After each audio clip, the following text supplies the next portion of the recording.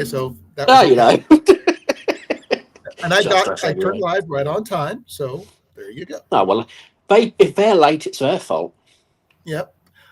Well, I will be working from 6:30 in the evening, U.S. time Central, Hmm. to 4 o'clock in the morning, 4 days a week. That's not the worst job in the world, like shift wise. Well, that's the only way they can account, Accommodate allow your for me needs. to accommodate my Yeah. restrictions. But that they said it's temporary. So as soon as they Is get that my is that restriction, dictionary? Is that dictionary temporary or workplace temporary? Because the two are vastly different. well, I'm not sure exactly what their difference is. I mean, when I get off restriction, supposed to go back to days. Okay. Is that Because just while you're finishing out the legally rehab? they cannot keep me on nights if my job I had before was on Is days. available? Yeah. Because they're supposed Is to keep me on the same job I left at. They cannot change my job without and is last this minute notice. just as you finish out your rehab on your knee? Yeah, I go back to the doctor on the 23rd, and I'll go find out more about that later. Hmm. And they'll let me know if I'm off restriction or not. So I get paid every two Fingers weeks. crossed for you. Yeah, but the thing is, it's a going to be Just tough. another We don't thing, have a isn't place it? to live yet, and we can't look for a place while we're working. So Yeah. that's the big one, And there's only so much you can do online. pretty much. And we just went and looked at a house. We couldn't even get into it. Oh, They said, nice. they said there's a key on the back by the back door. We went back there, and there was nothing. That's the And latest thing, isn't it? Putting those drop boxes with little padlocks for everyone to there wasn't even access one the of those. key. There was Oh, not great. even. Yeah, we went to look at it. It needs a lot of work. No, well, Uh, maybe that's a sign.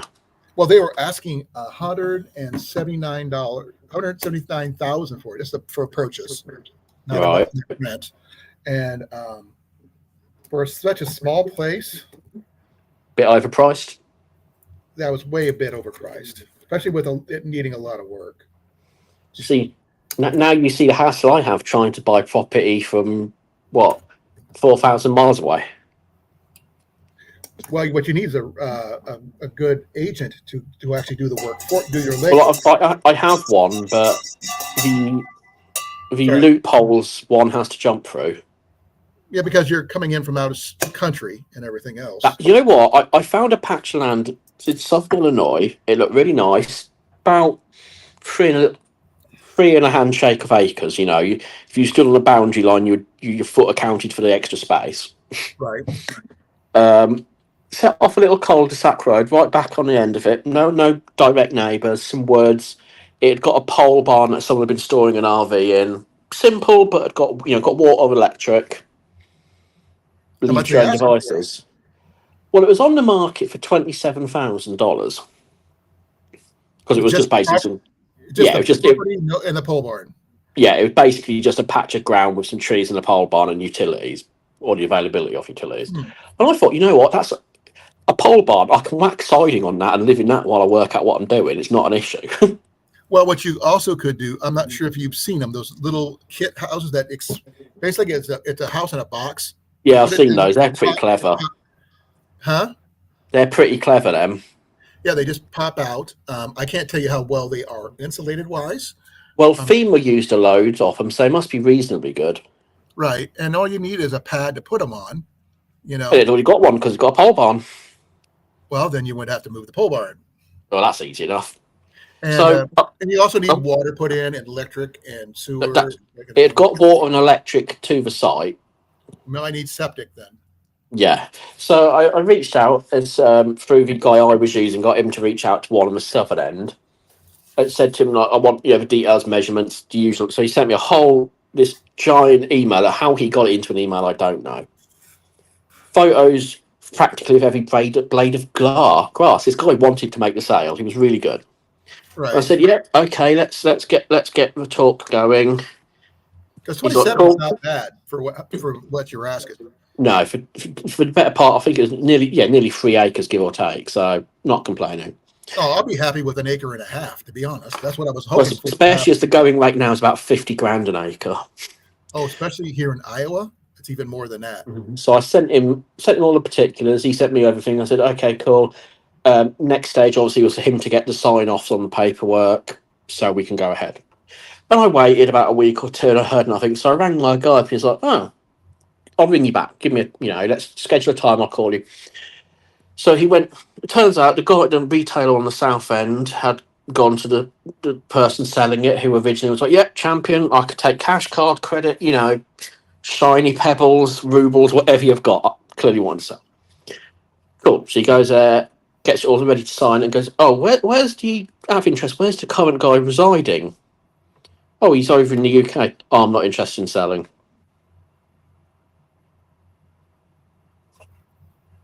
That's just stupid. I was like, and then I looked on the listing again, and it's come down to 9. I think it was 19 when I last saw it, and then it was taken off sale. Well, you could have had Mate, Dan from Herbert T Outdoors buy it for you, and then go well, that route. I like to think that me not getting it was probably me avoiding a problem. Probably it probably was Well, a scam anyway. he had knocked off 8K of the asking price, and then the realtor had shoved it off the site. So Right. there must have been something wrong. Oh, ground fog. Hey, how you doing? They're all ground fog. So So that's our. We're right now. We're in the market trying to find a place. We're almost tempted just to see what we can do flat out using the VA home loans or anything we can do to buy a house. be done with it. Yeah, because the one we really love we can't afford. That's north. It's north of Newton here, and it's got plenty of acreages, 4 bedrooms, and it's got fruit trees, including pears and apples. That's And nice. it's still for sale too. It's got I wonder a bin. why. It's got a pen in the one of the big sheds where you put chickens in too, or horses, depending on what you want to do. But it's huge, and it's just a nice bit of property, and it's just north of Newton. We just can't afford it. That's out of our price range. But just trying to get that thing you've got to be realistic, haven't you?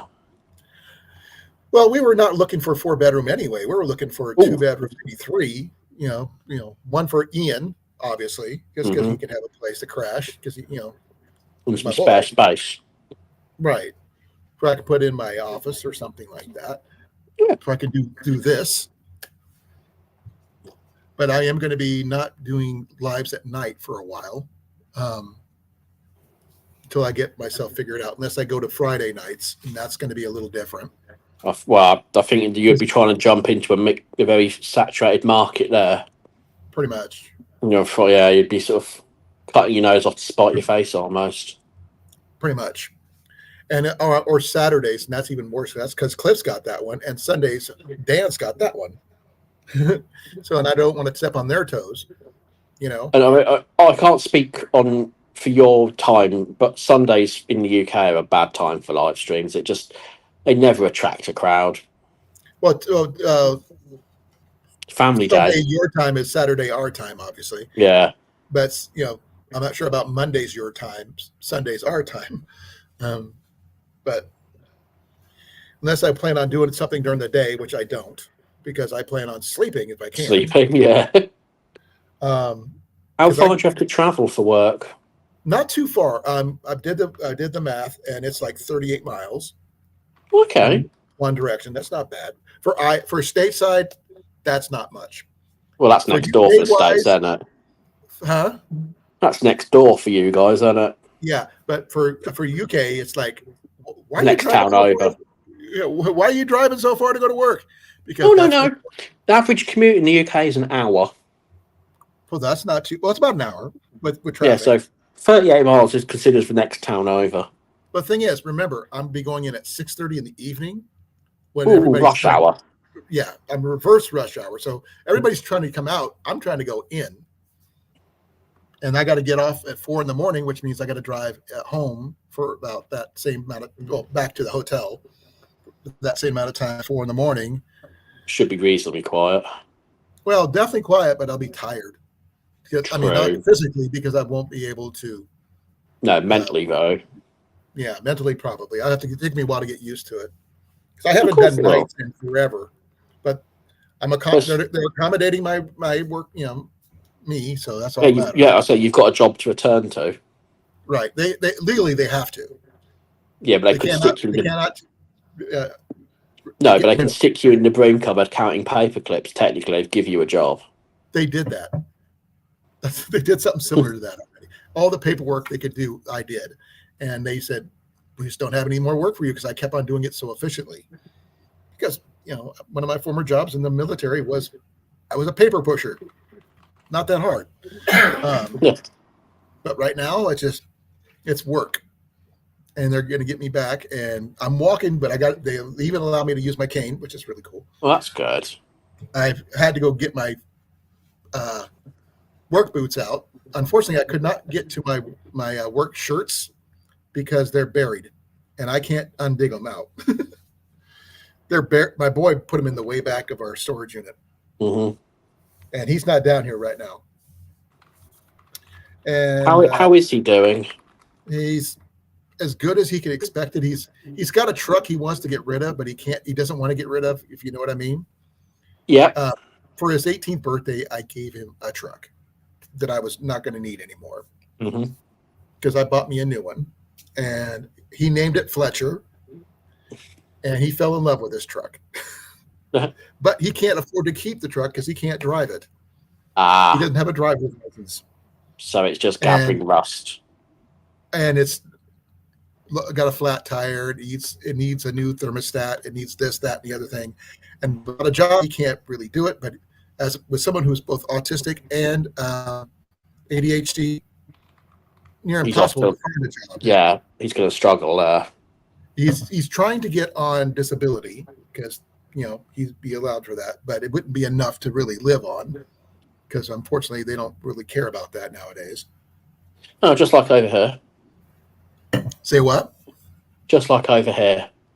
Okay. You can have disability as long as you hurry up and die. Well, he's just 19, and he was diagnosed with autism at 18. And yeah, he does his best. I mean, he's unless he's interested in the work, he doesn't focus on it. Yeah, that's a trait I suffer with, being autistic. If I'm not interested, forget it. Don't even try. And then there's the medications that you got him on. Ooh. Yeah. Oh, is that for the ADHD? Yeah. Yeah, I was going to say. Yeah, so you can either be super happy or miserable. You can be solemn. You can be half asleep. You just never quite know. From day to day, it changes.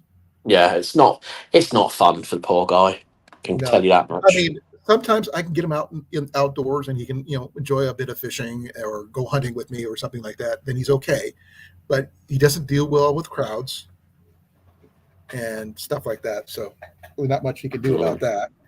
No. But problem is the world is not geared up for the way he thinks.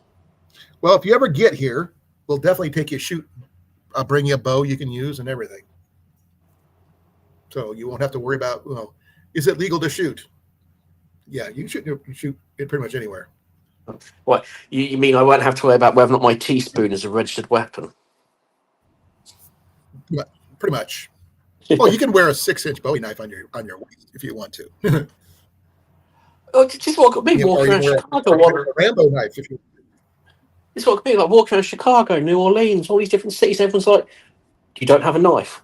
What's wrong with you?" And I'm like, "That's prisonable back home." Like, technically, if because it's not considered concealed, you could wear a sword on your back because it's not a concealed weapon. Yeah, that's what I mean. It's daft, isn't it?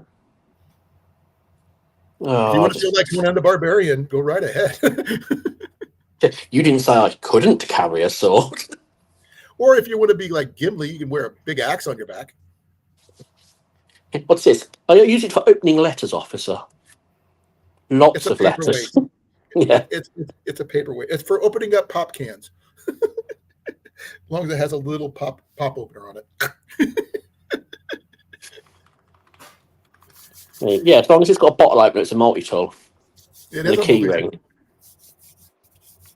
Yep. So, yep, you can figure out something like that. But Iowa's open carry for anything, pretty much. All right. You can, yeah, just like Texas.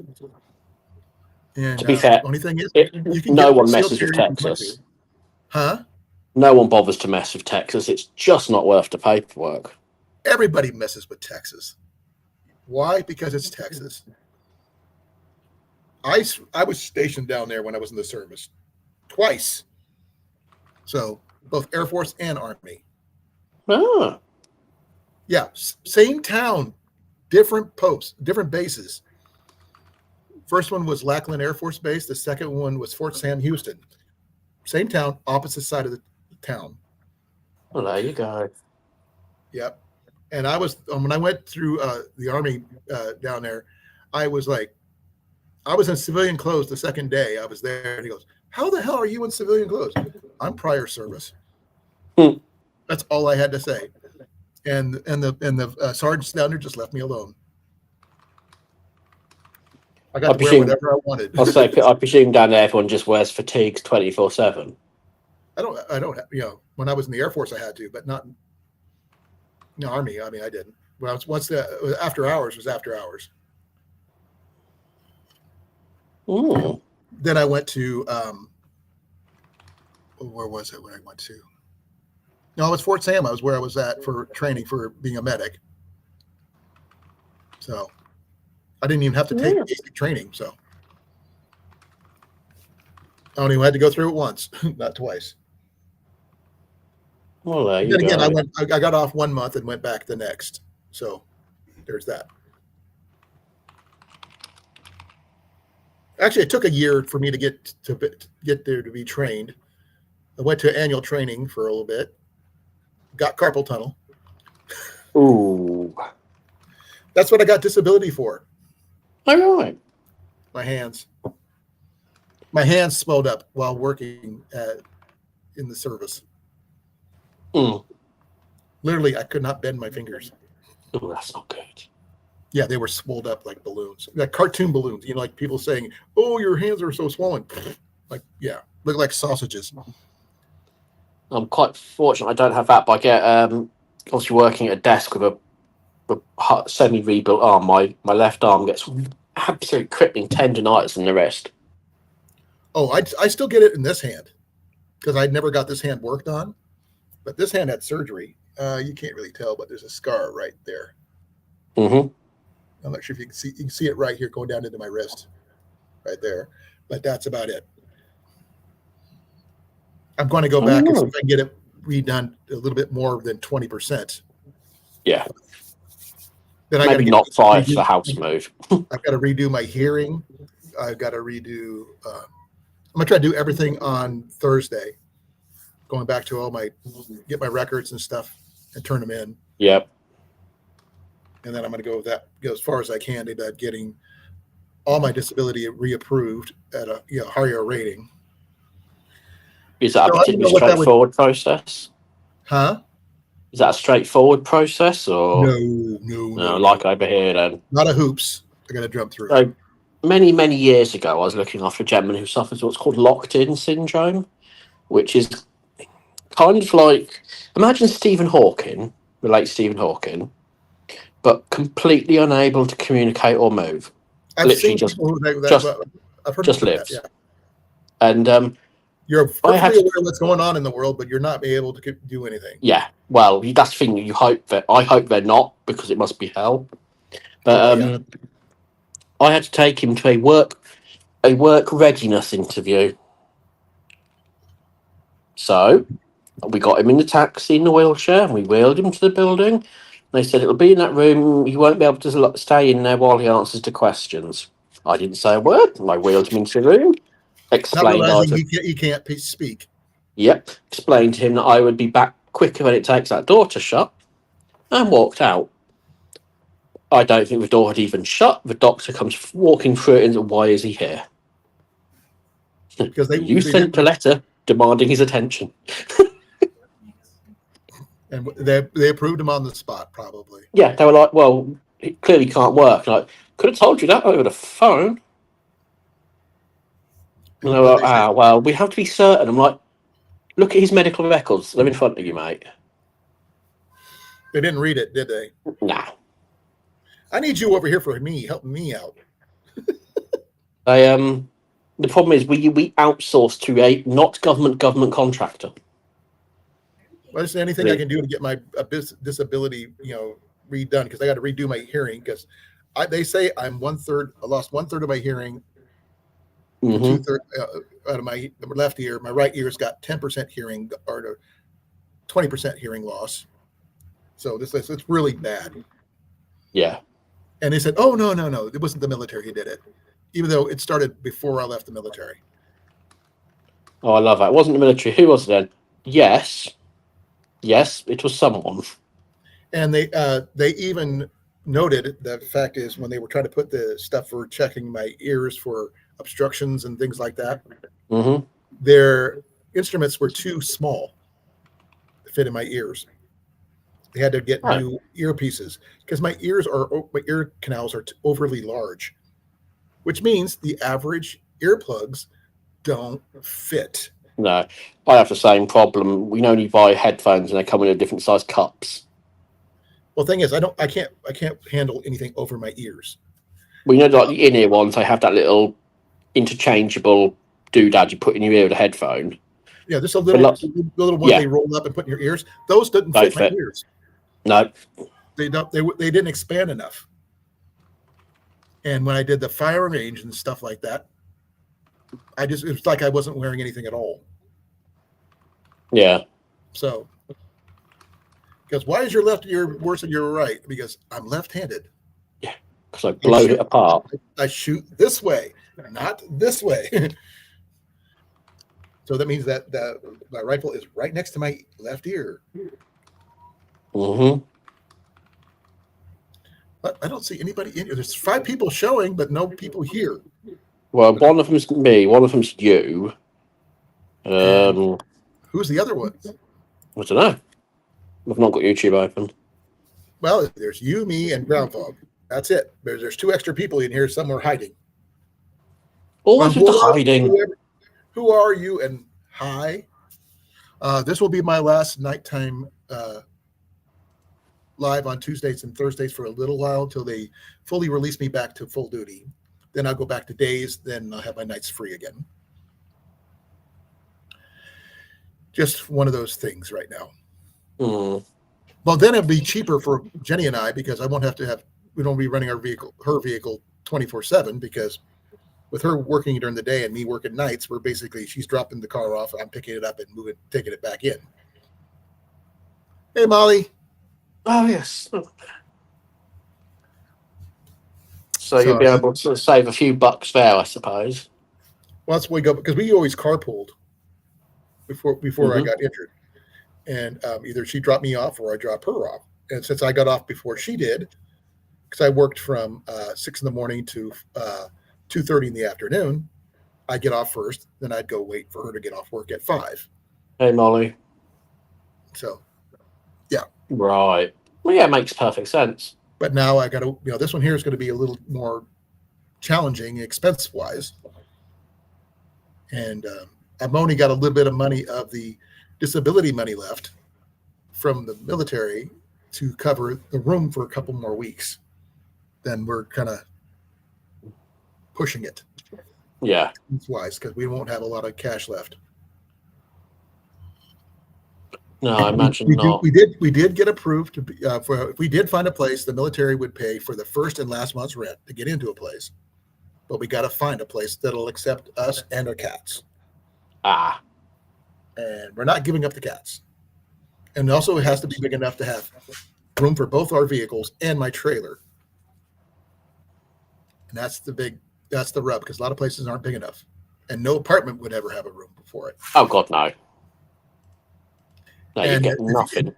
And most apartments don't allow pets, not without an extravagant fee. Yeah, you usually want a bit of chunk of change up front. Exactly. So, no house from that other. I mean, if the guy would have been just forthright and said, "Yes, we have a house," or "Yes, we're waiting on the paperwork," I was willing to fly to Boston to get the freaking place paperwork to get it done. So has that just gone completely out the window now? I'm throwing it out the window because he stopped talking to me. Oh. And I just said, I'm going to consider this a scam if you're not going to talk to me. Yes, a bit. Because all I asked is the address of the house, the name of the lawyer and the lawyer firm, and their phone number. Simple, Yeah. direct questions. It's not asking too much, really, is it? No. Because if I can get it done over the phone, I can do it over the phone. They could, FedEx it me, and I'd be happy. Yeah. We've looked at mobile homes. We've looked at a lot of places. Nothing yet. We went and looked at a house for sale, but it was kind of run down. And they wanted $179,900 for it. And it was not very big. And not a lot of back room in the backyard. So we're still looking. We're hoping to go see if we can go look at it tomorrow, but no luck as of yet. But I could show you my dream house if you want to see it. The one that's still for sale, I told you about with the fruit trees. Oh, yeah. How much is that one on the market for? Give me a second. Give me a second. I'll show you.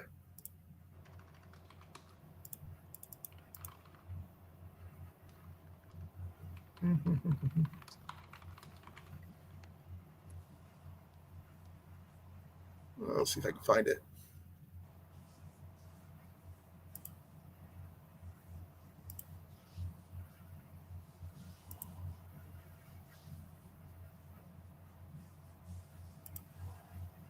That's not it. That's not it. Okay.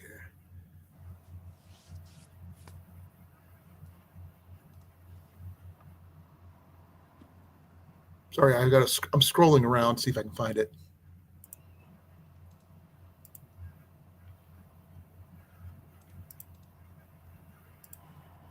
So I'm sat at work typing reports. 339,000. But I'll show it to you, okay?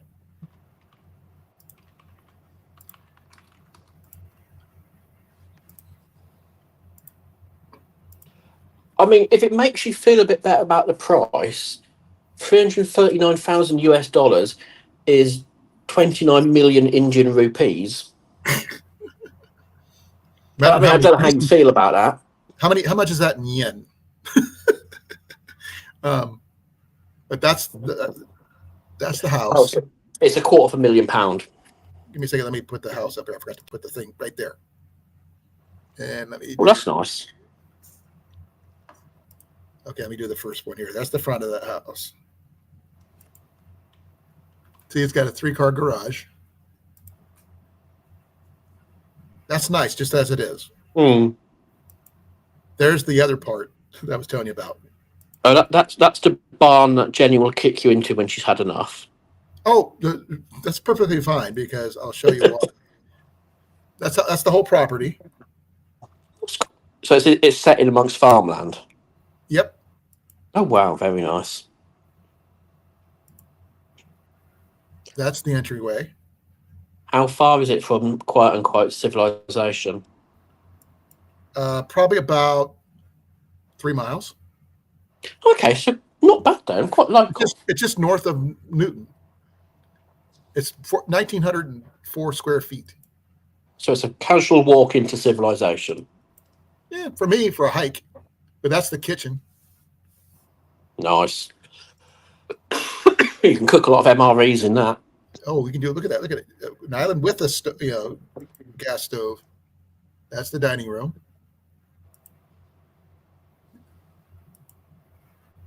That's the bedroom. This room right here, you can barely see. That's the laundry room.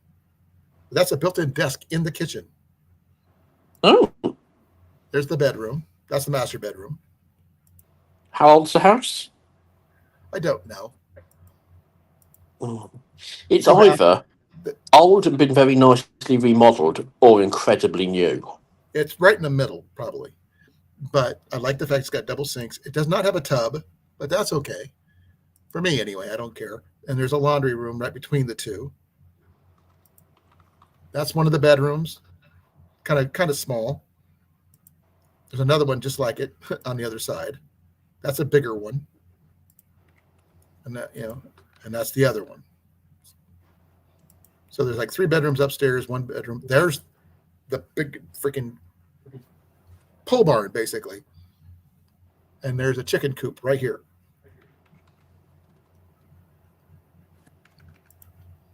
And that's the garage.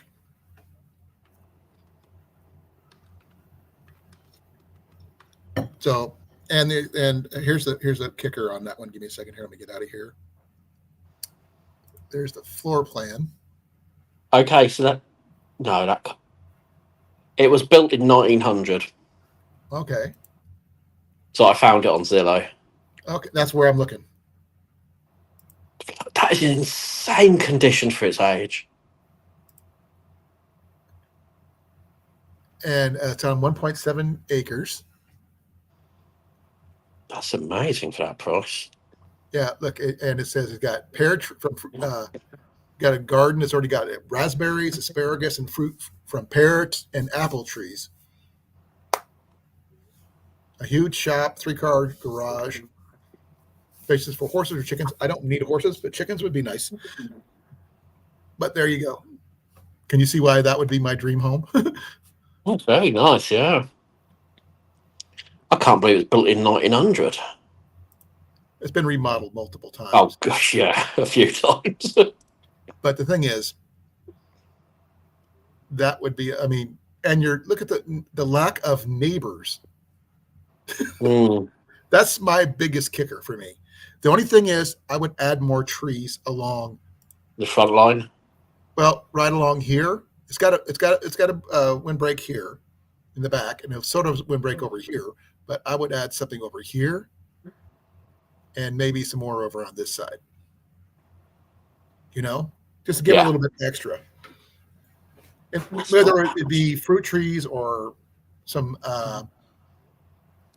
kind of pine trees or something like that, evergreens. Or something. Not shrubbery though, but because Iowa gets really high winds in the wintertime. You don't want to have a shrubbery slightly lower than the first shrubbery for a nice two-tone effect. Yeah, because you can see, this is zoomed in pretty good. Yeah. Oh, I imagine the wind will tear through that. Pretty much. It looks like these are all fir trees back here in the back. Looks like Douglas fir, maybe. And some more up here. I'm not sure if those are fruit trees over here or those are raspberries or something. Or these are apples and pears over here. Don't know. I have to figure it out. But I just needed $339,000 and it'd be mine. All mine. It's not it's quite a good price really for what it is, £250,000. Not bad. Yeah. It would be worth the price they're asking. And the fact is, we would be in our home of our own. And I could set up my archery range back there in the back, in the whole 9 yards, and all that other fun stuff. So that's pretty much it on that. That's hopefully something will come along. Dream one, but yeah. But we have looked at mobile homes, and we're looking at rent to owns and things like that too. And it's just that we make enough money wise, but our credit's not the best. And there is a problem. Yeah, everything's too reliable on credit rather than fulfilling a contract saying you're going to do it, then do it. Jenny and I are in our 50s. There's not like we're going to be running away or anything like that. No. We both got permanent jobs. We've worked at for over 10 years each. 15 years for me, and 16 for her. It's not like we're running away from anything. We want to put down roots. We don't want to move anymore. We want, not temporary. Because temporary sucks. And then before anybody says renting is temporary, because it's not yours, so you're always be. You're at the mercy of landlord. Exactly. And long gone are the days where you would rent it, and then the landlord would roll a contract onto your kid, who would roll it onto those days are long gone. Oh yeah, those are those. What do they call it? Like legacy contracts. Yep. Hey Blake, how you doing, brother? Hey, Blake, Unless you want to you move have to joined us. Georgia. Do you not want to move to Florida? No, he's in Georgia, Georgia, I could do. just north Georgia of is okay. just north of Florida, Yeah, but it's not Florida. but it's not Florida. You don't have to be a Florida man. Mm. Nope. Just, It would. I'm not sure what the landlord is doing, but once we got out, they didn't even repair anything, and they just put it up for rent again.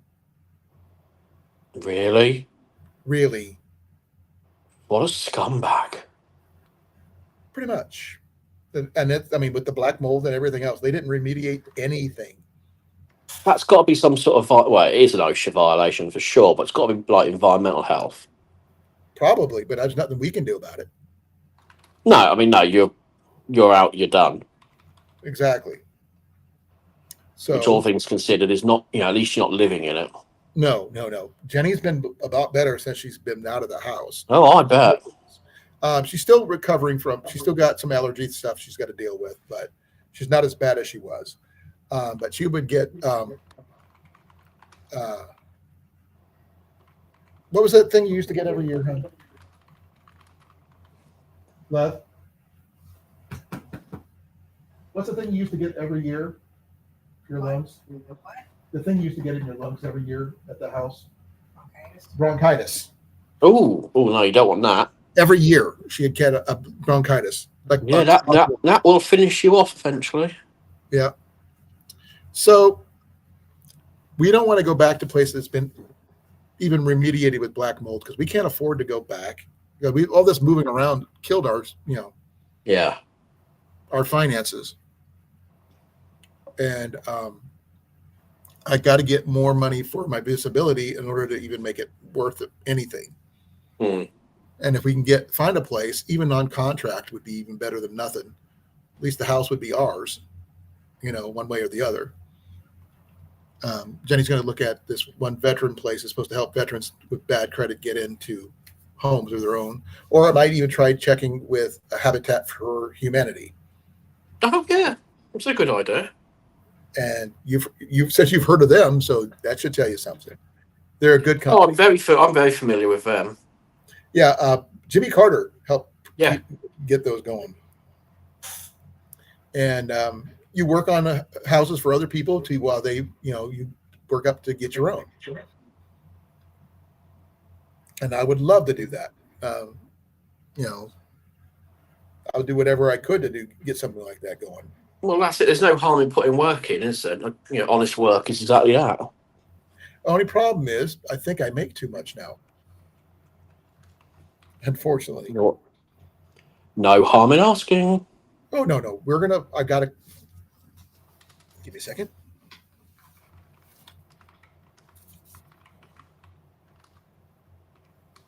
See? Yeah. Yeah, what's the worst they can say? No. And are you any worse off? No. So exactly. So might as well ask. No. You help build somebody else's house. Then you're. I don't mind help you out. Helping somebody build their home is not a bad thing. No. I mean, I've redone roofs and things like that. That was like when I was in my 20s and teens.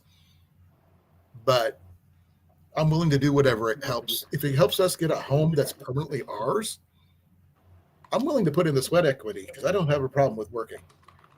Never did before until I got hurt. This is it. I have no issue picking up a hammer, a shovel, some tree pruners to help somebody out. It's what you do, isn't it? I know how to work a forklift. I know how to work a bobcat. I know how to do some machinery, not just a shovel. Pick a shovel or anything like that. And I've painted houses and stuff like that. Whatever I have to do, Yeah. Oh, I've done it. Yeah, I've gone and helped out with various housing projects, for lack of a better term. I'm not sure what the correct term is over here. But the thing is, they don't have Habitat for Humanity there, unfortunately. No, we have whistle and ignore the problem. Say what? The general government consensus here is to whistle and ignore the problem. So they want people to help work for the, help themselves. They want the government to run everything. Well, the thing is, every time you try and do like these community groups, whatever, charitable groups, the paperwork and red tape involved shuts a lot of them down before they start. For what reason? Well, it's the government's oversight. Hmm. Yeah, we don't want to help you, but we don't want to see you do it for yourself either. Sounds like what they're trying to do over here. Mm. Oh, you want to get ahead in life? No. No, you want a garden of your own. No. You can't have a garden of your own. You can have a government garden. No, they want you. They don't want you to be self-sufficient. You want you to take a handout, be dependent on the government. Well, they attempted to put a. They wanted to charge a rate for people who possessed water butts because we were stealing the water. Oh, you mean like rain barrels and stuff? Yeah, rainfall. We were stealing it. You can't stop the sky from dropping water. But the government come up with these ideas, and it's amazing. I reckon they must literally put them on the desk, and as he is signing it to tell the public, the apology retraction paperwork is slid next to it. Because these ideas, they come out and they disappear just as fast. My favorite one from you guys that I want to know is the TV tax. So that goes way back to wartime, pre-war actually, for the radios. If you owned a radio, you paid a licensing fee which kept the radio on air. It was purely flat. That's how it was funded. There was no government funding. There was no private entity. You paid your share. Now, when TV replaced radio or began to, it was the same principle. The British Broadcasting Company was solely funded by the taxpayer. But what if you don't have a TV? You don't pay it. No, the thing is, what if everyone does everything on their computer? So they tried to introduce a bill that said if I watch, say, the live news on my computer, I'm consuming live entertainment and therefore should pay the TV fee.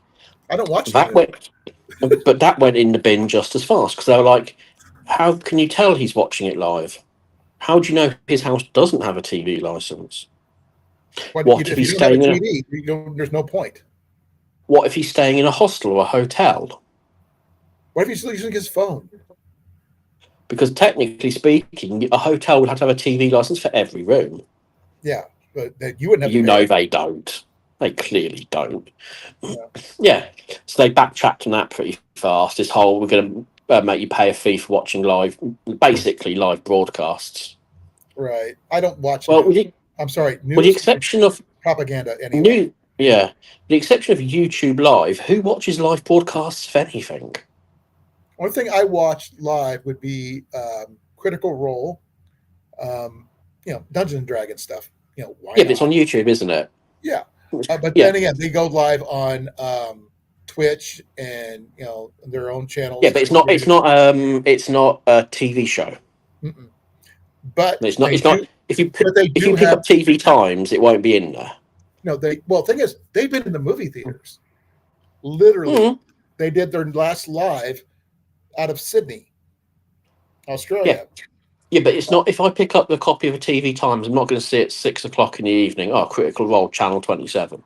Is that what they call it, the TV Times? Yeah. We used to have something called the TV Guide. Yeah, same thing. Yeah, the thing is, I didn't read the TV Guide. If I read the TV Guide, I didn't need to watch TV. Yeah, same here. You had all the information there. It tells you what was the show about, what was going on, who was doing what, and then by the time you got done reading it, you knew what was going on for the week. You didn't need to watch it. With the exception, back in the day, that's when the $6 Million Man was on, and when TV was good. Yeah, we had Linda Carter, Wonder Woman. Come on, you can't beat her. I don't care about Gal Gadot and all that other stuff, but Linda Carter was everything back in the day. Then you had Lee Majors and the Bionic Woman and all those other cool shows. They had that's why. So that's how come it got defeated. People were just like, well, we're just not going to pay it and carry on watching stuff online anyway. Shut up, go away. Yeah, and they keep on coming on your house and knocking. You paid your TV tax? So not so much nowadays. Nowadays, if you don't pay it for a couple of years, they send you a letter going, "Do you have a TV? We might send an inspector around." So you just write back and say, "Please send one. I don't have one." In fact, you can own a TV as long as it's not tuned to Celestial Network. So Celestial did British broadcast. Is that like airwaves or is that cable? Yeah, BBC, that sort of thing. Put it to a station. You just watch American TV. You do not watch British TV. You just watch internet. Yeah, just watch internet. So there's that, and then what's the other one? I watch Pluto TV. I watch Amazon Prime Live TV. But I don't watch any news programs. I don't watch anything like that because I think they're boring. And most of them are probably owned by political groups that have their own agenda, and I don't care for what they say because they don't talk about good news. They always mention the bad, but never good that happens. Exception when Jimmy Carter built his 100th house when he was close to 100 years old, but that's different. Yeah, that was quite impressive. Yeah. Well, if I want good news, there's a website for it. Your birthday this year, that would be awesome. But sorry. Well, if I want to watch good news, I go to the Good News website. Yeah. There you go. That's my good news feed. The thing I used to get a kick out of for news was the Weekly World News. It used to be not exactly a gossip rag, but the news was so outrageous. I'm going to have this alien's baby kind of stuff. Yeah, I remember those. But it was called the Weekly World News, and none of it was necessarily true, but it was like exaggerated truth and all this other stuff. Totally entertaining, but that's all I really needed. And then they stopped doing it. Yeah.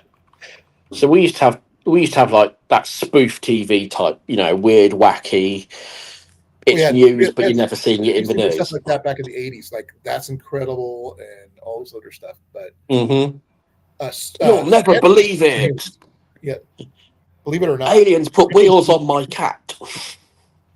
Yeah. Oh, I used to love all those sort of vintage stuff, especially the reruns from the 50s news, like those weird broadcasts. Aliens tipped over my cow barn. People used to more credible than modern day news. Oh yeah, and the clothes they wore back in the day with the suits and everything else. I was talking to someone about this the other day. We haven't progressed. We've got lazy. Ours is different. You can tell the difference. The lapels got narrower and. I'm sorry. The tires got the 50s. The style of the 50s invented the use of the word style. Yeah. No, that was not too bad. I mean, I'm not a suit guy by any means. No, I'm not. But I can. I will be happy. But yeah, I'm not a suit guy myself, but I can acknowledge when one looks good. Right. Oh, when you have a vest, Mm-hmm. To me, if you have a vest on, you don't need a jacket. It's just a good vest. No.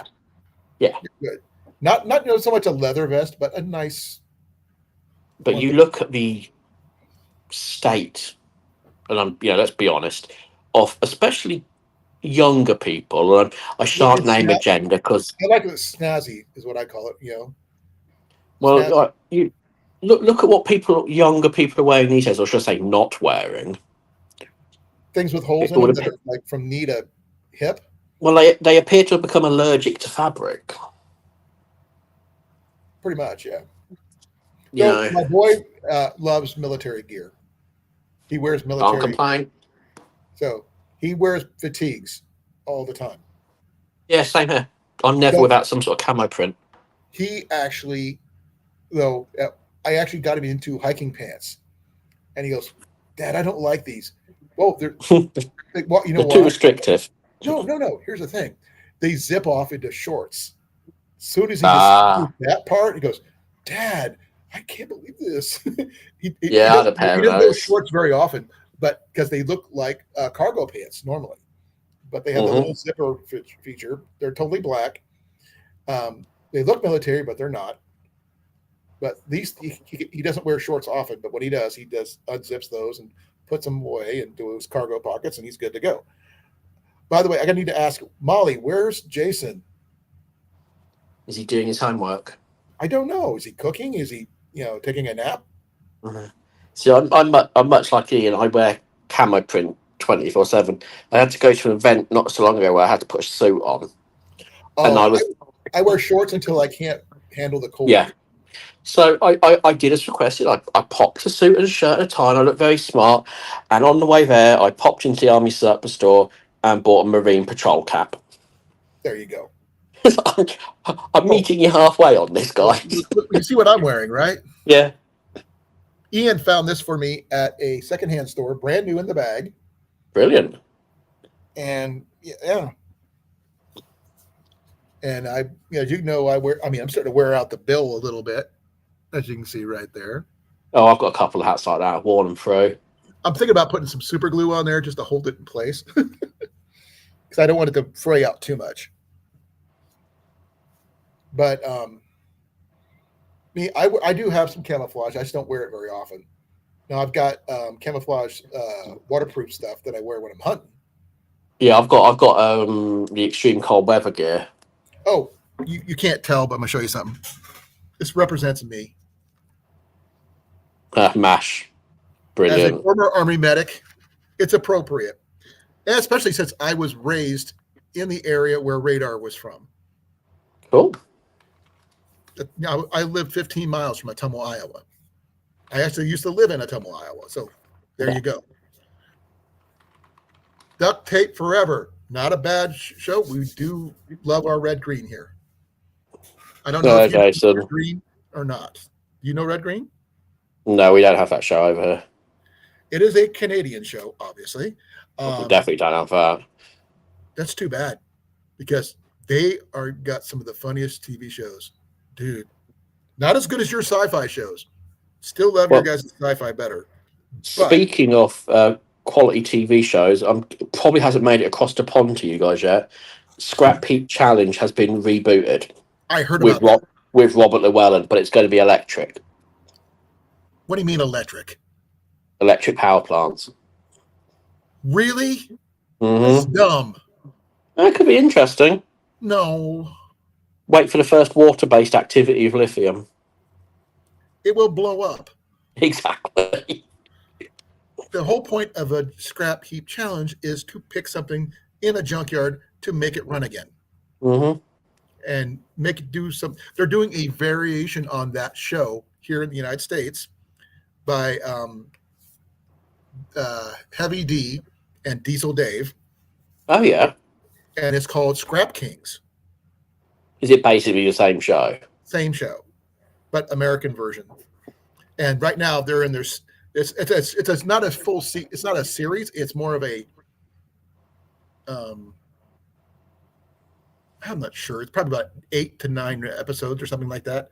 And the first 2 episodes were about them creating taking a vehicle to be able to haul hay bales from one side of the place to another, while also making a bridge out of scrap to cross a water hazard.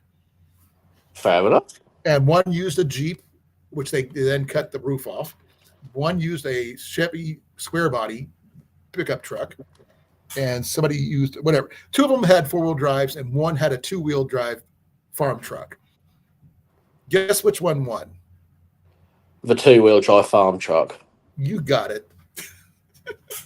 And they weren't going over flat ground. They were going over concrete boulders and everything. So we had one episode where I'm trying to think of the name of the team. They all came from the South Counties. So they're all local yokels and proper countryside hillbilly hicks. Lovely blokes, they really are. And they had to transport a half water butt full of water across a fairly demanding course. And the first 2 teams did what you think, we're going to build a box, put a lid on it, and drive really, really slowly.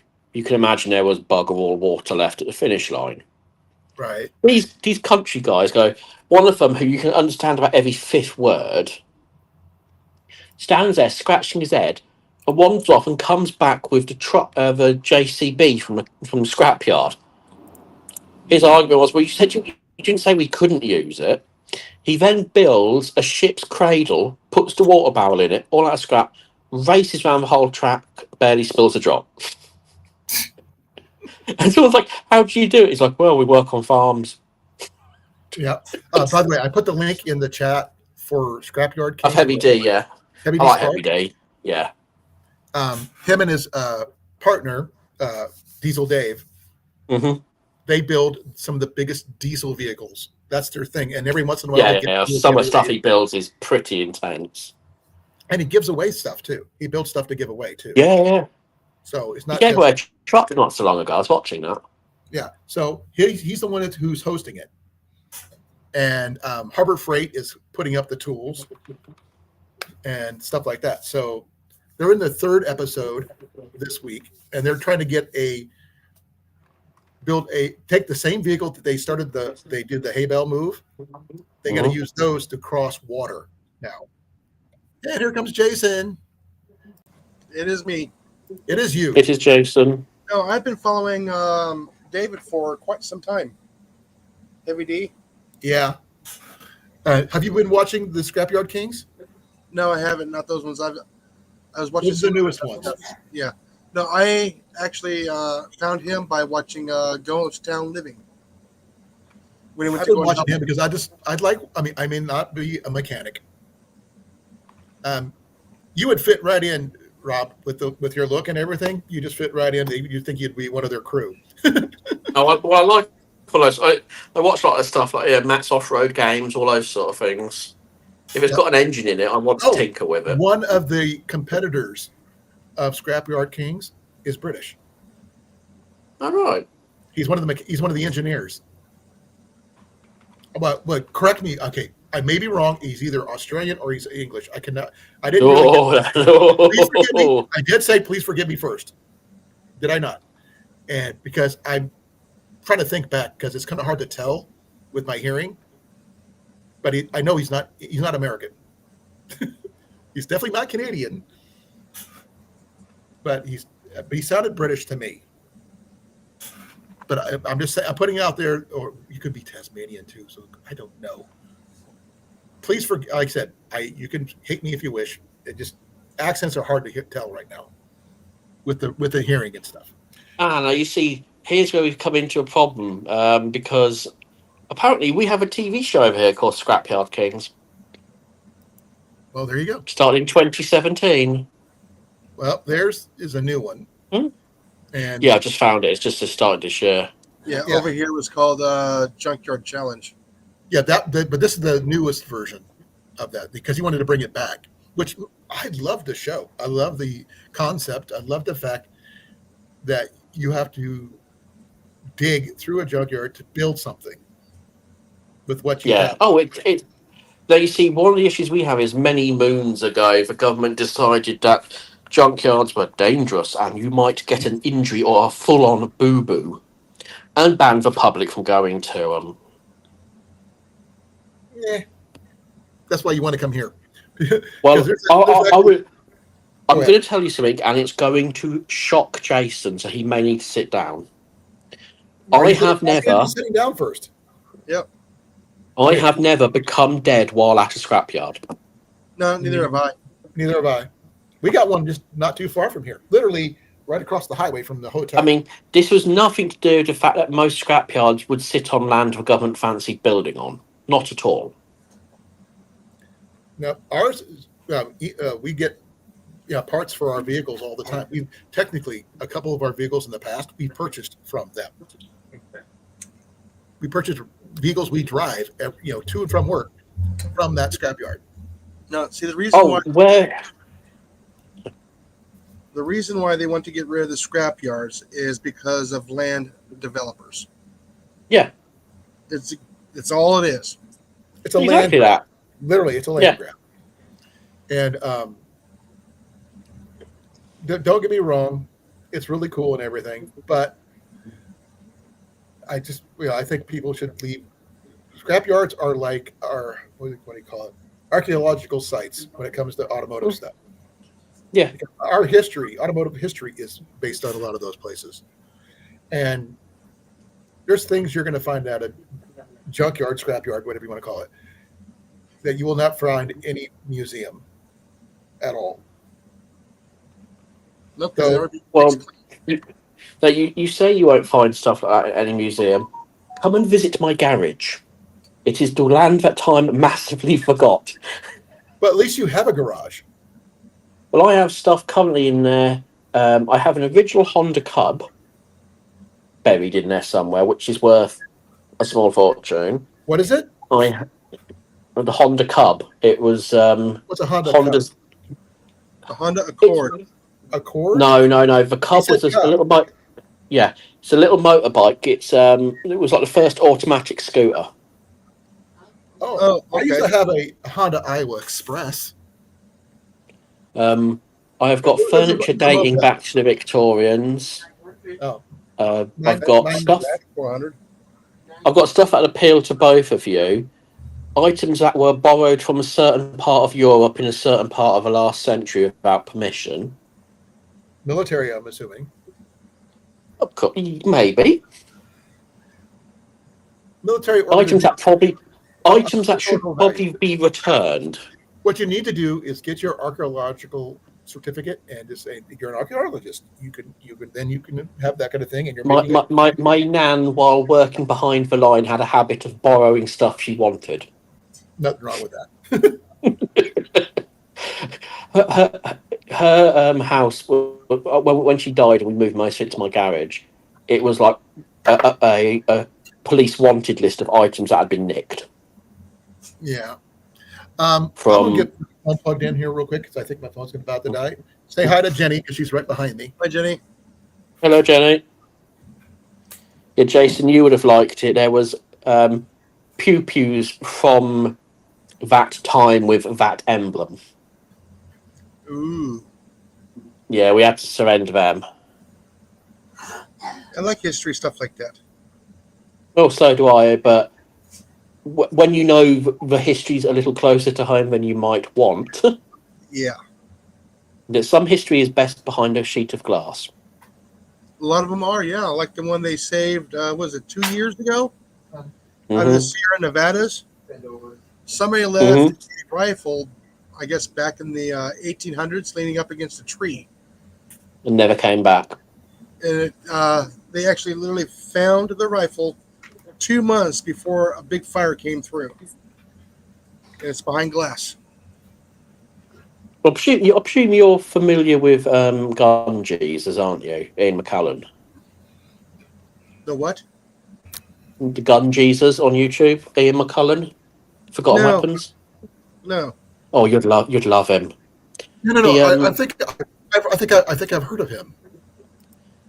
Give me a second. He has a selection of pews that me and Jason would probably give our right arm for. A Giardoni? I would put it this way, I would definitely give all of Jason for some of what he's got. Forgotten Weapons is what he in his channel, Yeah. right? He has some Lee Enfield Mark Ones. Ooh. My dad used to shoot those. Yeah. My dad would. was in the Marine Corps. In fact, you better, Jenny, if the offer comes up, I'm giving them Colan as well. You're good. What? I'm trading everybody in for one of them.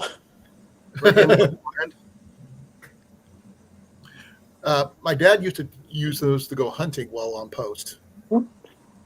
Well, yeah, it's just madness, isn't it? That they're 4,000 miles away from the country they were built for. Oh, they're everywhere. Just not in England. Not officially in England They're only in museums now. that you know of. Well, those that aren't in private collections, but even they are so, because of what they are, they're so heavily registered that they can account for the vast majority. Okay, maybe the vast majority, but I'm sure there's more than a few that are not registered, not accounted for, not publicly known that are still acquired. No, I'm sure there's one or two floating around, but I reckon it would be in small figures. Well, definitely in small figures. But the thing is, my dad loved his M1 that he used. And he said they only got to use it for target practice, except he asked if he could use it to go hunting. They said, sure. And he took it pheasant hunting. There's a joke in there somewhere. No joke. Something about being a pleasant plucker. It was pheasant season. He said, "Why not?"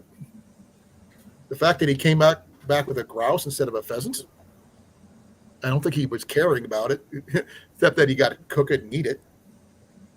Some would say that's better eating. Oh, my dad's side of the family, they grew up hunting, not because they wanted to, because they had to in order to put meat on it.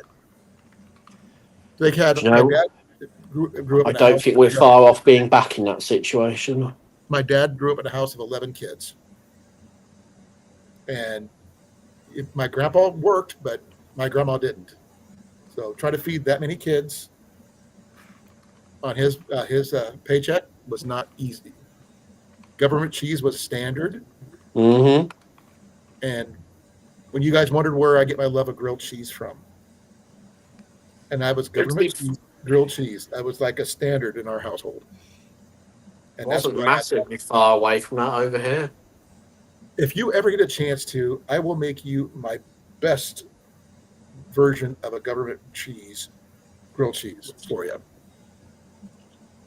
With tomato soup, if you can handle it. I remember growing up and we still had things like school milk. Quick question though. With your allergy to proteins, can you have I eat cheese and worry about it later. Okay. I wanted to make sure. I'm fairly certain one of the number one causes for the outbreak of war was not having cheese on the menu. Oh, yes. Okay. So grilled cheese and tomato soup. Oh, I don't touch tomatoes.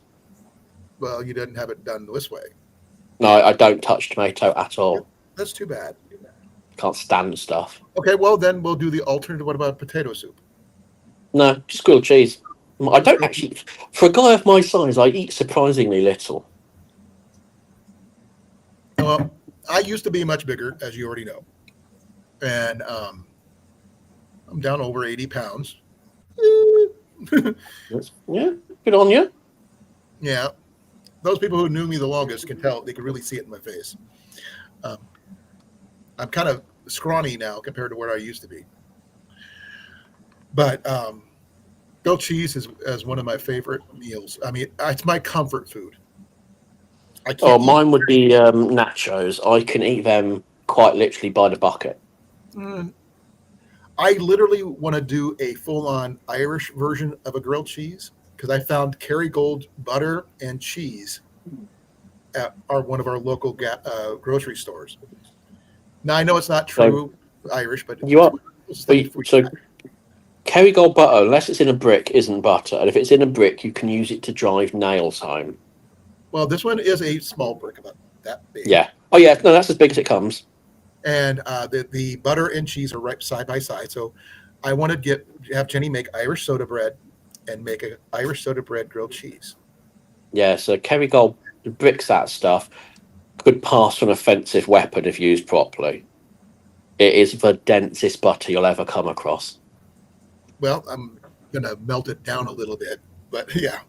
Yeah, good luck. You can put it out in a blazing midday sun and the sun will apologise.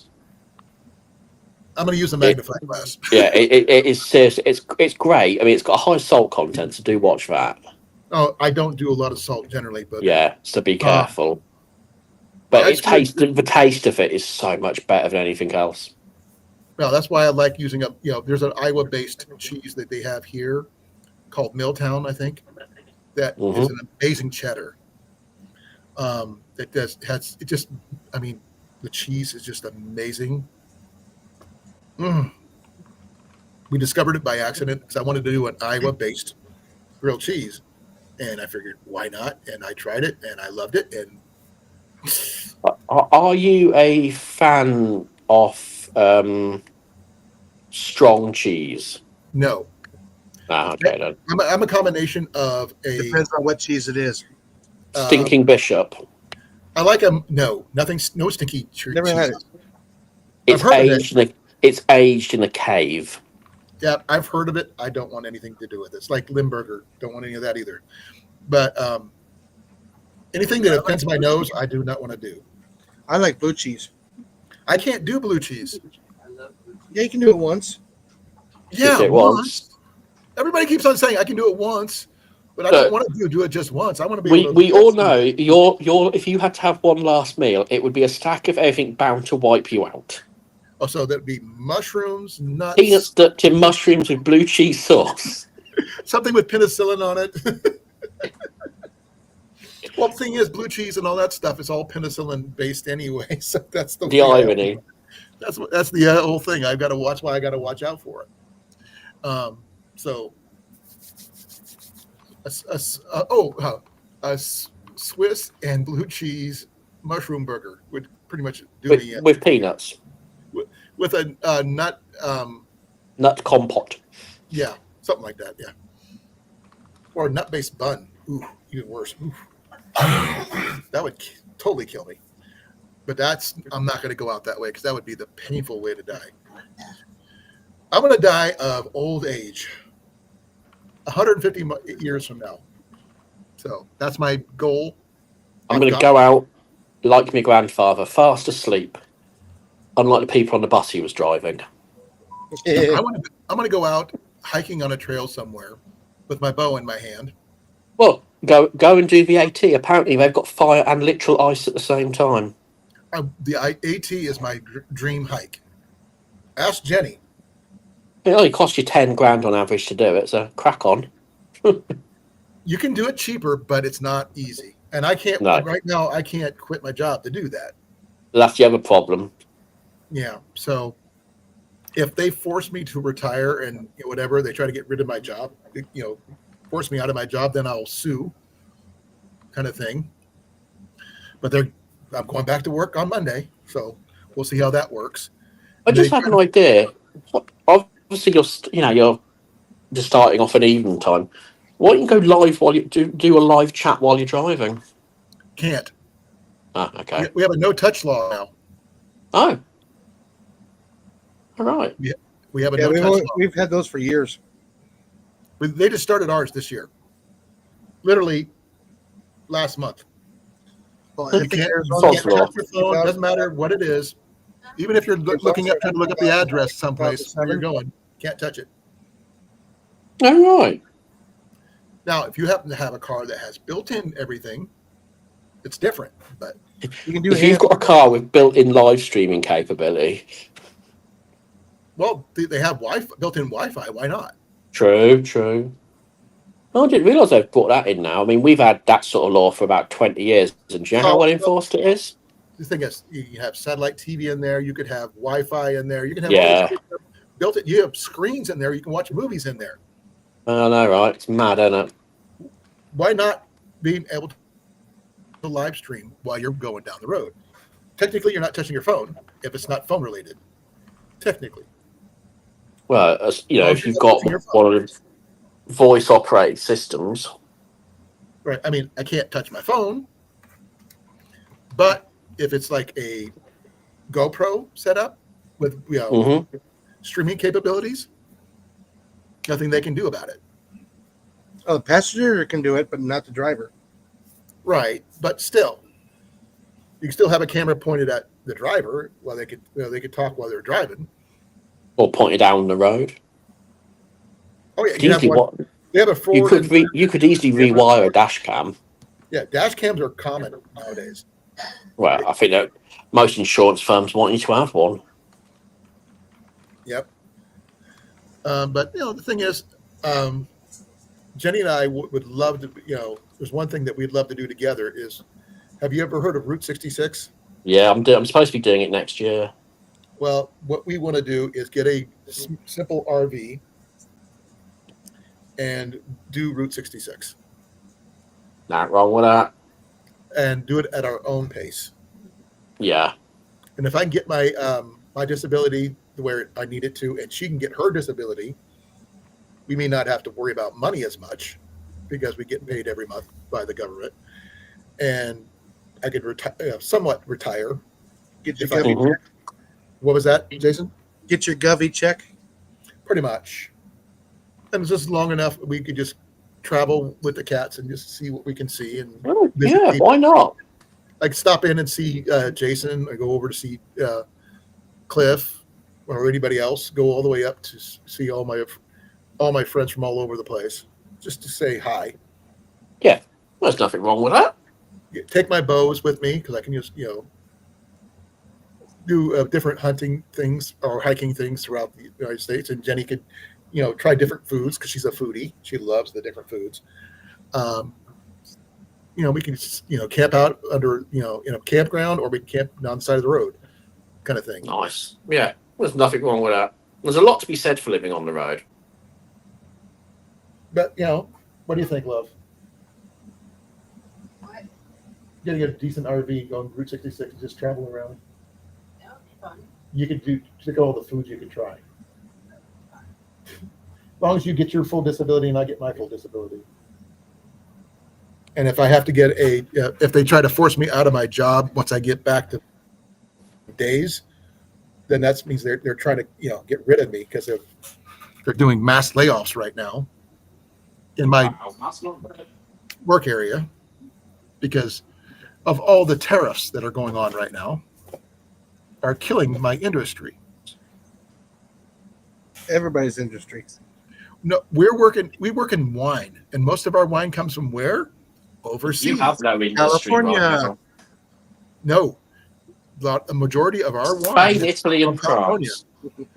comes from Germany and France and Spain, places Italy. like that. We do not, exactly. Dom Perignon does not come from the United States. And that was one of our biggest sellers.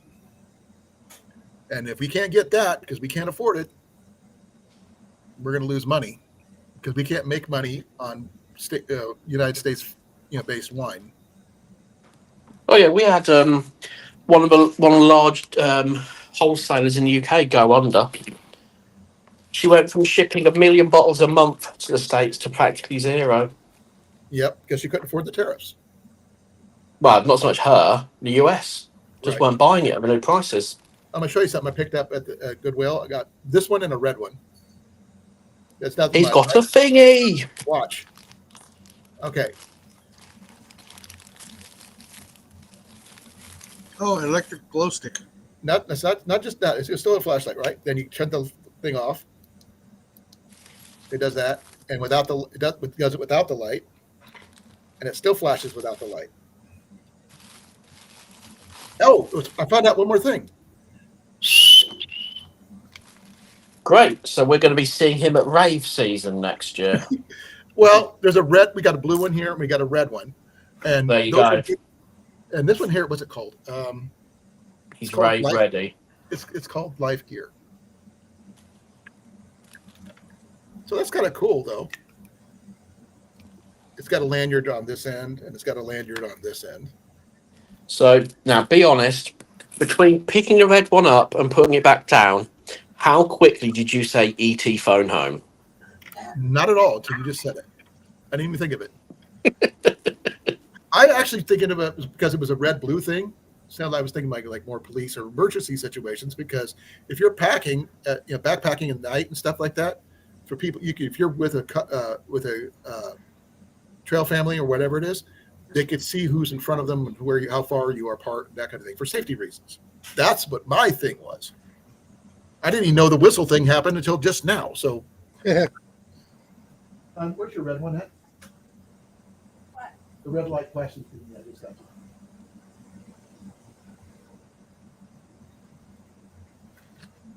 you. It's got a whistle too. Yeah, hers is the red one. She chose this one. And we found that out, and then it does that, and same as the blue one.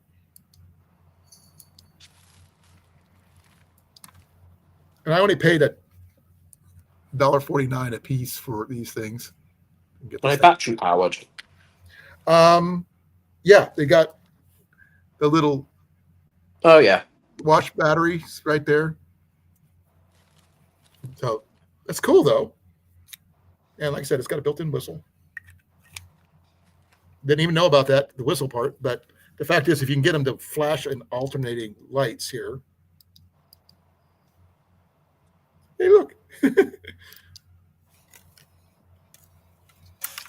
I just thought that was a cool emergency thing just in case you need it. And also, if you're working on your car, you don't want someone to hit you because you can see you flashing with a flashing light there or something. You know, if you have a flat tire or whatever. So I assume you wouldn't use them both at the same time. I don't know. I'm just thinking because over here, that's bound to get you in trouble for impersonating the police or something. Well, if you're just doing the red, which would not be more of a safety thing, or just the blue, either way, you're flashing blue to let people know that you're there, you're working on your vehicle, you're not trying to do any, impersonate anybody. You're just trying to be safe because you don't want to get hit. In all fairness, if I'm working on my car on the side of the road at night, the amount of swearing I'll be doing will be letting people know there's a car broken down. Yeah, but you're a lot bigger than I am, and people are going to want to get away from you because you're big. Yeah, that's true. I'm small, height-wise anyway, and I may be still stocky, but I am small compared to you guys, both of you. As Jason already knows, I'm short. Yeah. But I'm not skinny per se. I'm not skinnier than I was, but my width is still the same. I'm just a lot thinner. The more I learn of Americans and their height, I'm genuinely starting to think the average height in America is small teapot. Nope. I'm not technically, medically speaking, average height is 5'8" and above. I'm 5'8" is average height. Jason, on the other hand, 6 foot and above is not average, but it's becoming the new average because people are getting taller. Yeah. But remember, I am of an older, Jason and I are of an older generation. And people at my age this was the height, the average height. But now, like Ian and other people who are younger, 6 foot and taller are considered the norm. Don't ask me why. But they're It's just strange because 6 foot in Europe has been the norm for forever. The tall side of normal is 6 foot. The short side of normal average height is 5'8". That's interesting. There is an average. I'm in the middle. Well, on the low side of the middle, but still. I'm not short though. I'm short here is like 5'2" and down, I think, or 5'4". I'm only like 6'2". You're 6'2"? Yeah. And Cliff is 6'1", right, or 6? I think he's 6'1.5" or something.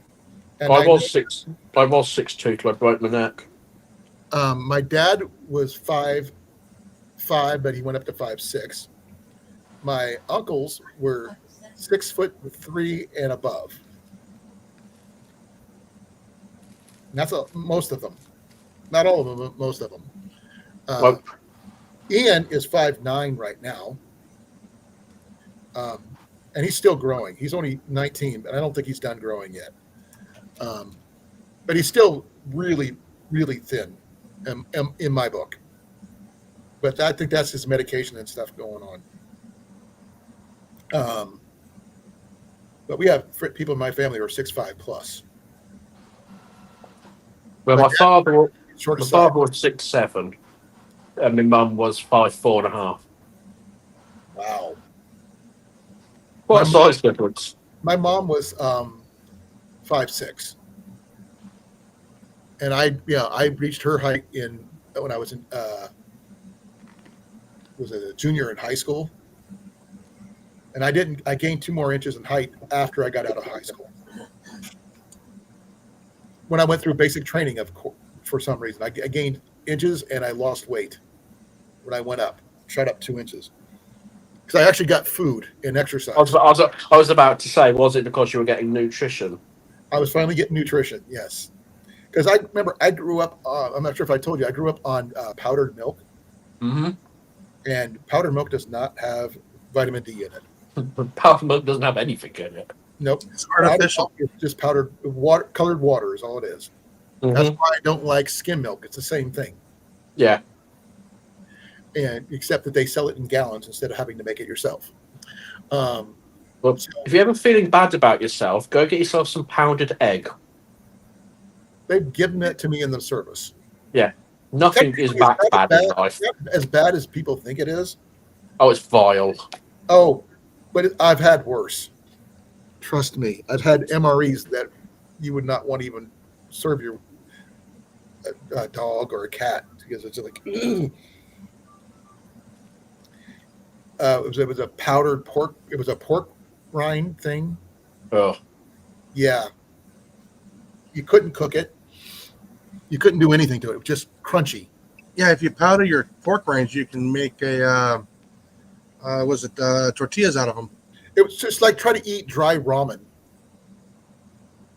No, you can only make tortillas out of pork No, rinds. I understand that, but I'm saying what it was like was trying to eat a square of ramen without cooking it. nice. You know how vile that is? Something I would not wish on anybody at all. Though I do have some new meals that I picked up that I was planning on using for camping a couple weeks ago for Father's Day. I got a couple of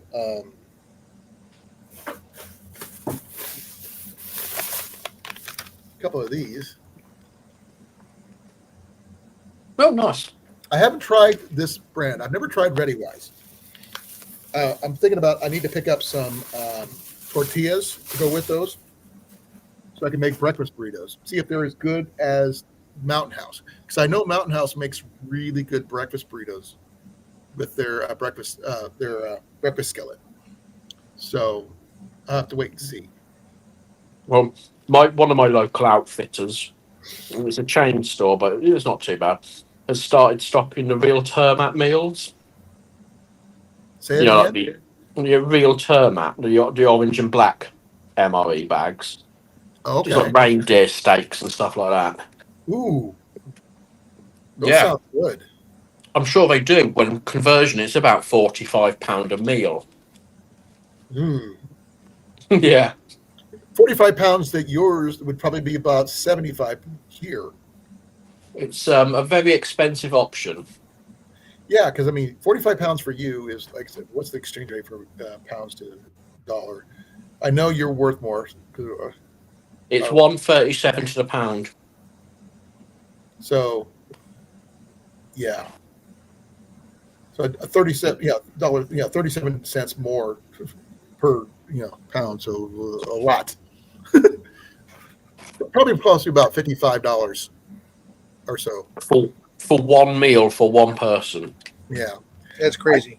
I've been looking at the different ones they have, and there's the ones that are probably the 24-hour meals ones. I've been looking at those, but I'm not sure if those would be worth it or not. If you can get the current British military 24-hour meal packs, they're brilliant. I actually did a thing with, I'm not sure if it was with you, Jason, and Cliff. We looked at all the different MREs from all over the world. Yeah. And we looked at what's in the MREs. And so far, the ones that I discovered that sounded the best to me were the Australian ones. Yeah, good luck getting your hands on them. Oh, tell me about it. But the thing is, meal-wise, taste-wise, and nutrition-wise, they were the most balanced meals I've ever seen. Yeah, it's full of candy. Yeah. And you got candy and some other stuff. I mean, not just I didn't look at just the sweets or anything like that, but the food sounded decent because a lot of the current iteration of the British one, I would recommend trying it if you can. If I could figure out a way to send it to you, I'd send you money for you to pick me up and send me one. I do have a mailing address if you want to try sending me one eventually. Because they don't require any cooking. Most of them, they're true ready to eat and actually still taste good. Not like the American equivalent of you don't need to cook this, but it will kill you. some of the newer ones, the 24-hour ones, even have beef jerky in them. Mm-hmm.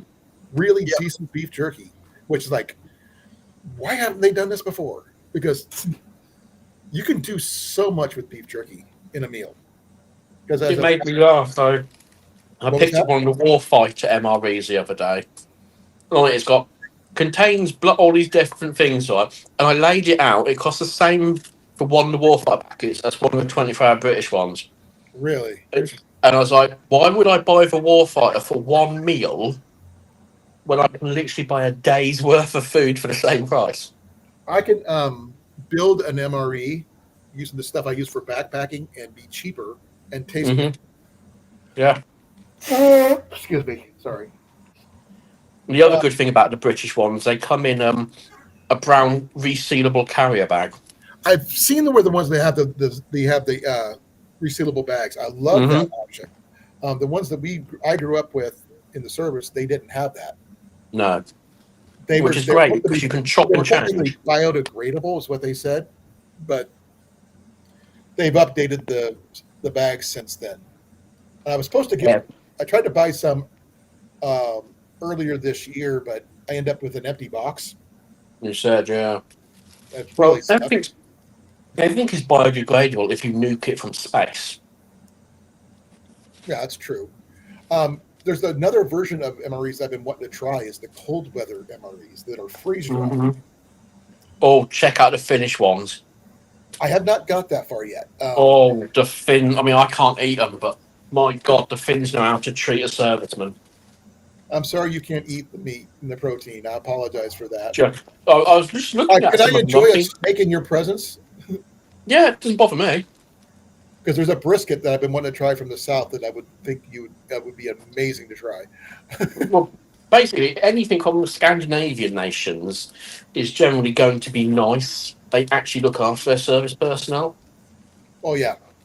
They don't imagine you just live on corn husks and anger. You can, but you don't want to. You can. I don't recommend it. No. But like I said, I want to try the cold weather stuff, see how good it is. The MRE Can Man online, I guess he's the guy who has his own website, sells all the MREs on TikTok and everywhere else. Even on Amazon, they come from him. And you can get them in either an ammo can or a duffel bag or a backpack or anything. Cool. For a decent price, I guess. I got ripped off on the way. Mine came here. Someone got into it, took the stuff out, taped up the box, and sent me the empty box. Yeah, that's not cool. That is definitely not cool because I'd rather have the MREs. Because MREs will last years, not just a couple years. They'll last more than 5 years if you keep them in the right temperature and stuff. I would rather have them in my backpack with me right now, but I don't have any at the moment because every time I get MREs, my boy ends up taking one, or at least half of them. He likes them for some reason, but. Well, they're easy food, aren't they? Huh? It's easy food. It is. And with if he gets the chance to binge eat, he will binge eat all day. It's his medication. It throws off his... Yeah. But I was trying to tell him how to make your own MREs using backpacking food. And when I say backpacking food, I'm talking your generic jerky, which you can get from any gas station. Instant potatoes, anything that's instant, which is the way to go. Mm-hmm. I can't do peanut butter or peanuts or anything like that. I got to make my own trail mix because the average trail mix I can't have either. I'd say so. You can't have gorp, can you? Not in the standard form, no. I can. Well, is there any point in hiking, really? I can replace the nuts with sunflower seed kernels, which I have no problem with, because they're actually pretty good. And they have those kind sunflower kernels that are candy coated, which gives you a little bit of a sugar boost, as well as the protein boost. So I was thinking about doing a version of Gorp or trail mix the same way, just minus the nuts. Still do the pretzels, still do the M&Ms, the regular ones, not the peanut ones. And, Maybe I mean, some that'd go so well, wouldn't it? I've replaced all the peanuts. Just throw some M&Ms in. regular M&Ms, not the chocolate ones, not the nut ones. But yeah, and technically M&Ms are military food. If you didn't know, Yes, because they have appeared in MREs. I mean, No. I put No. the they were created for the military as a shelf-stable version to carry chocolate in for meals, military meals. And then someone, bought the patent, and they now sell them on the market. That's what they stand for, military meals. But you no longer get Jolly Ranchers in MREs. I mean, why would you go to war if you can't have a Jolly Rancher? Jolly Ranchers, they used to have them in there. They Yeah, had okay. they called them hard candies. They didn't call them Jolly Ranchers. But nowadays they put in Skittles and things like that. You can get Reese's Pieces. I can't. Yeah. But they are good trade material. Well, that's why they've got things like Skittles there. And you can get, I wish they did better coffee in there, but they don't do the good coffee. So, the Americans don't understand coffee. For a nation that drinks so much of it. I do like my coffee. As you know, you like my coffee mug. If I could find another one of these things, I could send it to you. But It's a pretty cool mug. Hey, thank her. She found it for me. And it's it's my iconic coffee mug. And yeah, it's just one of those things. But it's going to be different going back to work next week. I get to walk 200 feet, then sit down. Walk 200 feet more, then sit down. And I get to scan stuff. That's all I get to do for 10 hours a day. And I've got food here that I could take with me for my lunches and stuff. I don't know how they do their breaks at night, so I'm going to have to figure that out. But she's 10-hour shifts until they release me back to work, which means I go back to day shift. So that's going to be nice. I think it's one of those things that you just head down and get on with it. Say it again. It's one of those things, head down, get on with it. Come out the other side. Yeah. Well, you can do. Sort of like what the song says, if you're going through hell, just keep on moving. Good old Winston Churchill. Oh, nothing wrong with his Churchill. I loved his speeches. I'm sorry. I mean, he's very inspirational. Even nowadays, for people who are in the military, if you listen to him, he's really cool. So, in my opinion. So, I was never really stationed in England, though. That's too bad. I was only in England His for fame and wonder and his fame and wonder, etc., has started to wane here when people found out he wasn't genuinely a nice guy. Oh no. He never claimed to be a nice guy. He was what he was. He did his job. People get through where they needed to do. So much so that we have erected security fencing and bollards around his statue. He was not. We were at war. He did what he had to do. Not everybody could do what he did. No one's really complained about that part. He never, like I said, he was never considered a nice guy.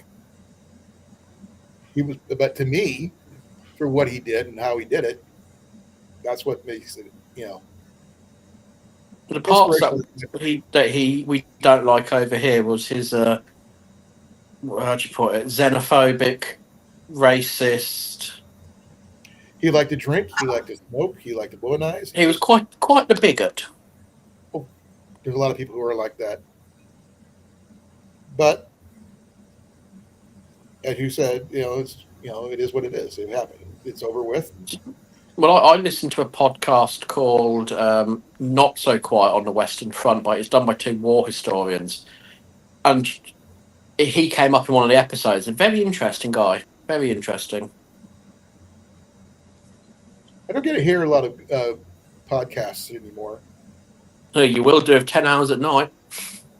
Not really, because we were not allowed to have phones on the floor.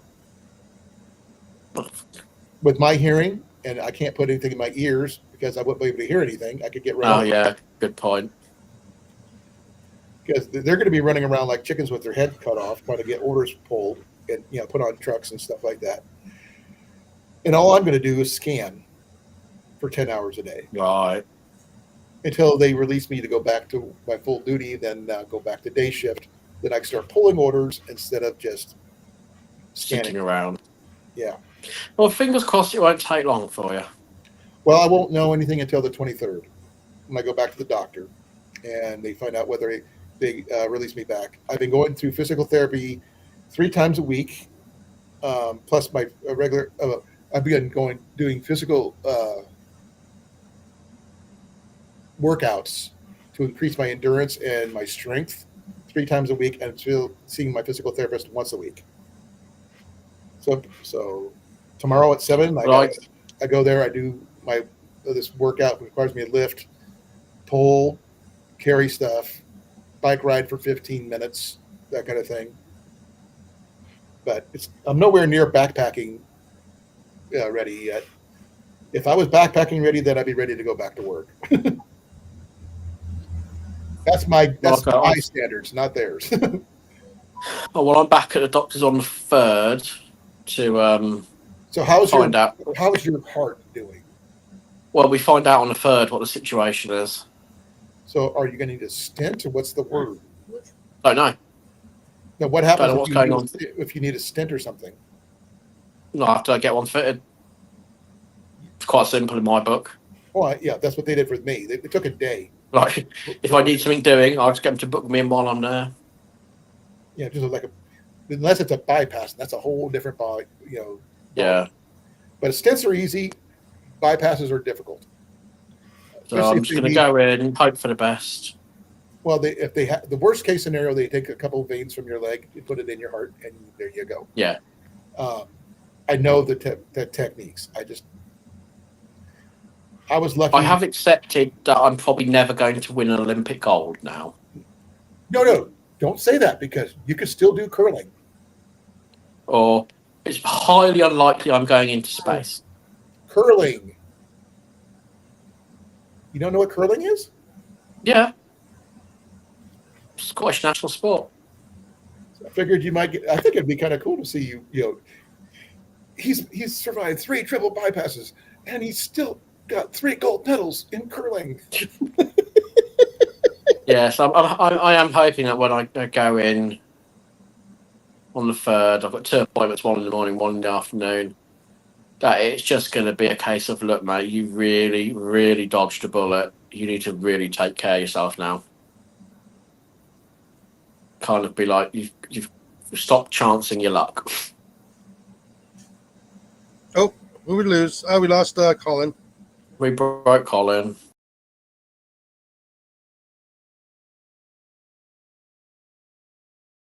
See? Okay, I guess I'm back. I am here too. All got knocked off. Yep, Colin's back. Yeah, I don't know what happened. It just sort of, everybody got kicked off. What my thought was, what if you were an Olympian from England, but then you moved to America and you joined the American Olympic team and won a gold medal in England, then you won another one in America? They'd probably have ICE deport me. Now you go to Alligator Alcatraz? I heard about it. Yeah. That place is going to get burnt down, even in the middle of a swamp. Yeah, or it'll sink.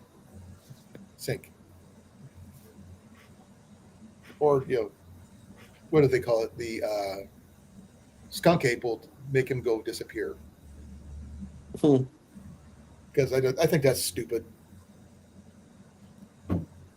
You can't leave once you get here. Once you get here, Rob, you're stuck here for life. You're my brother. Well, apparently not, according to current news reports. Well, you're my brother. You're not allowed to leave. You're the only brother I have left. Well, sorry. That was besides Jason and Cliff and Dan. Sorry, when you're looking at a work visa for the States, one of the things it says on it is a sector that is in need or cannot be filled within the US. And I just felt like writing, yes, common sense. What if I said you need a kidney from me? No, that doesn't count. Well, you got to come here for It's me. getting it's getting almost impossibly hard to get work visas now. No, this is a kidney visa. If you need a kidney, I can give you one. No, I don't think that even work. Well, the only way I'm not traveling to England to give it to you. You're going to have to come here. I wouldn't travel here either. But I live here. Yeah, I mean, we love the historical, aspects of your country.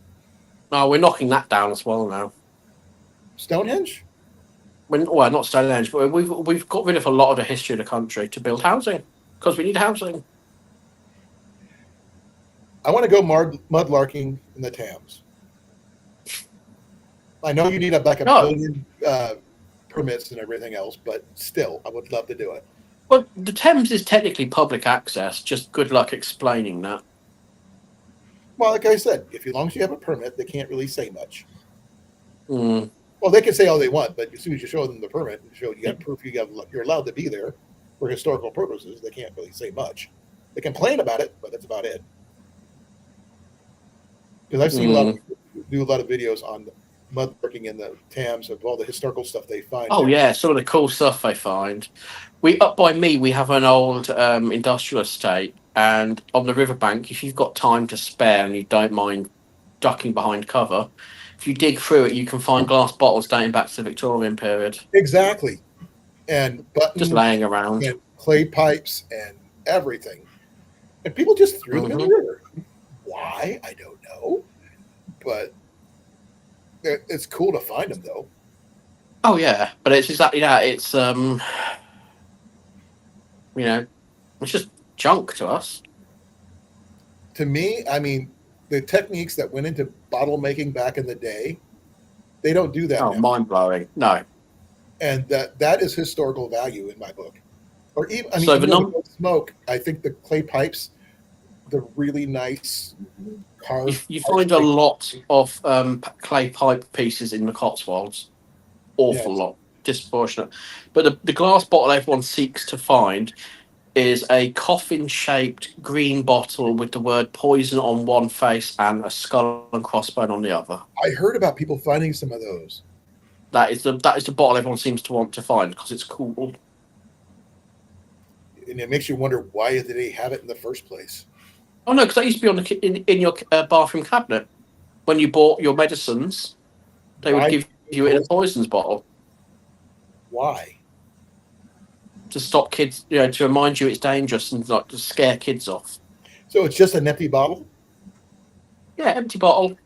You go to your pharmacist or your doctor. He would give you a prescription for a tincture or a potion. The pharmacist would mix it up. Oh, one more thing. In the bottle. Where's the thing you just bought today? What? Where's your honey? In the backseat of the car. Dang it. We actually stopped off at a farmer's market today before we went to look at the house, and Jenny picked up some local honey. Oh, cool. Lavender flavored honey. Oh, nice. If you give me your keys, I'll go get it. I'll be right back. Jenny can host you for a bit, unless she wants to run out there and grab it. Okay, then you host for a little bit. Oh, frack. Knees are not what they were. Is it not me? Not when I want to. No. I'll be right back. You can say hi to everybody. Talk to Ron and Jason. Hi. How are you guys? Hello, Jenny. Just doing. Oh, how are you guys doing? Yeah, still alive. Yeah, same here. But we have a 3D weekend coming up. Oh yes, it's Traders' Day, isn't it? No, No, Independence Day. it's kicking the king to the curb day. Yeah, look how well that's worked out for you. Yeah, when I was stationed in England, they tried that once. It's like, oh well, we kind of kicked your ass twice, so And look at you now. Look how yeah, well it's worked out. I know, right?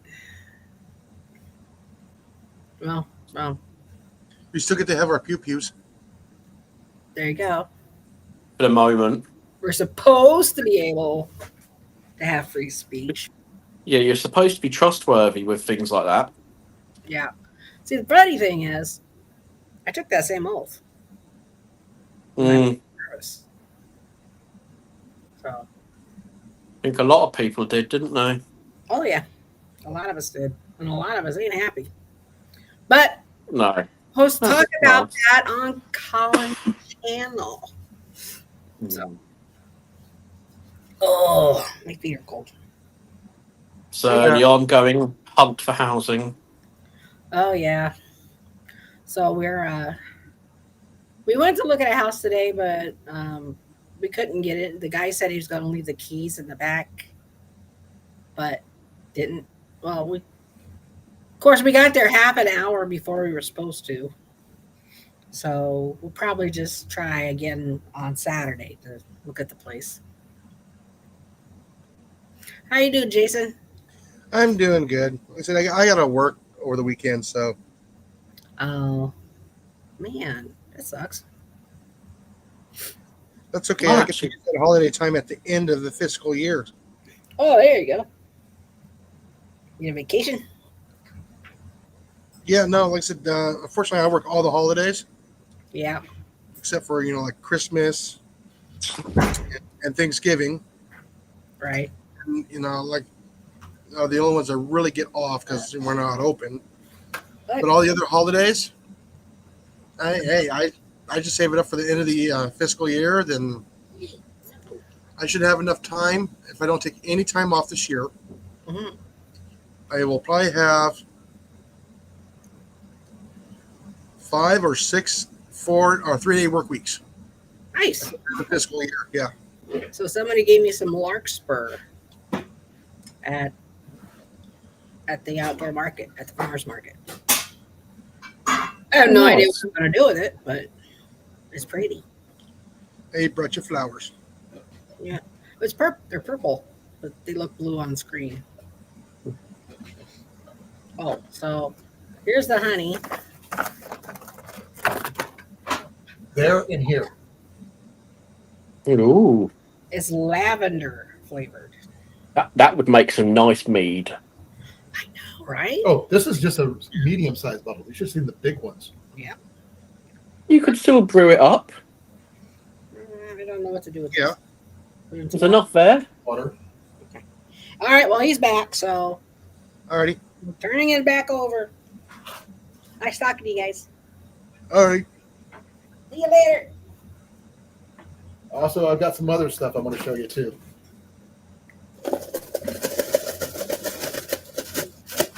But this is, like I said, this is local honey. There's the address if anybody's interested. I'll pop over and grab a bottle. Yes. And that's the name of the thing. Crandall honey. $12 for this little bottle. Let me put some sugar in this. Honey. I don't know that honey would work. I think honey would work.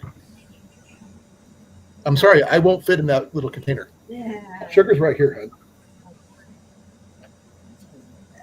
hon. Oh, I did pick up something here. Let me show you something real quick. I'm going to go big here. See this box back here? With the exception of this. That's Jenny's. I got this entire box of stuff for $20. Now, what came in this box was this stove and propane tank here. And this one. And this one. And I think I got a couple more in here somewhere.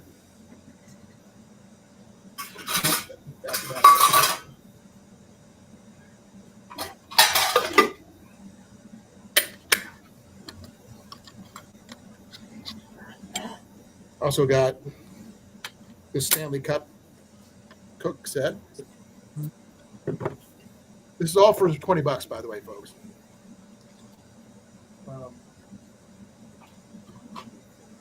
I got 4 of these cups, a pot with a lid. Only 4? No, I got a blue one too. And this has 2 cups in it as well. But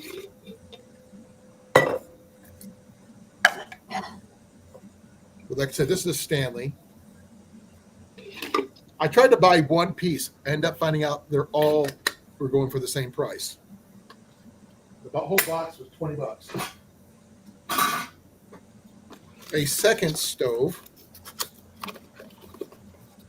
on top of this, like this one,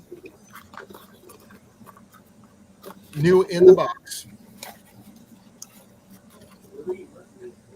I mean, this is the first time I've actually had it out of the box. Never been used. It has been used. It's been not been used much.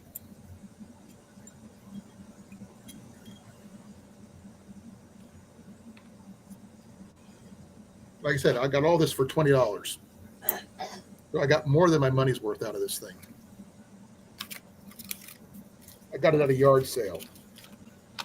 I never had one of these stoves, so I don't know much about them. And I'm not done yet. There's more. And there's more. Yep. All these plates. And another folding stove. As you can see, sterno.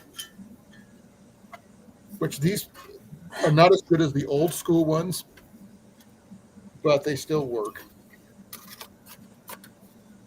Well, if all else fails, you can open up a coffee shop on the side of the highway. Well, Jenny would love to open up a coffee shop and bookstore. See, I like those ideas, but I just don't like the idea of there being people in it. Yeah. Or you're the type of person who said, "Oh, I'd love to open up a coffee shop, but no one's invited to use it but me." Yeah, exactly. But this is It's my- not bad, you know. It's not bad.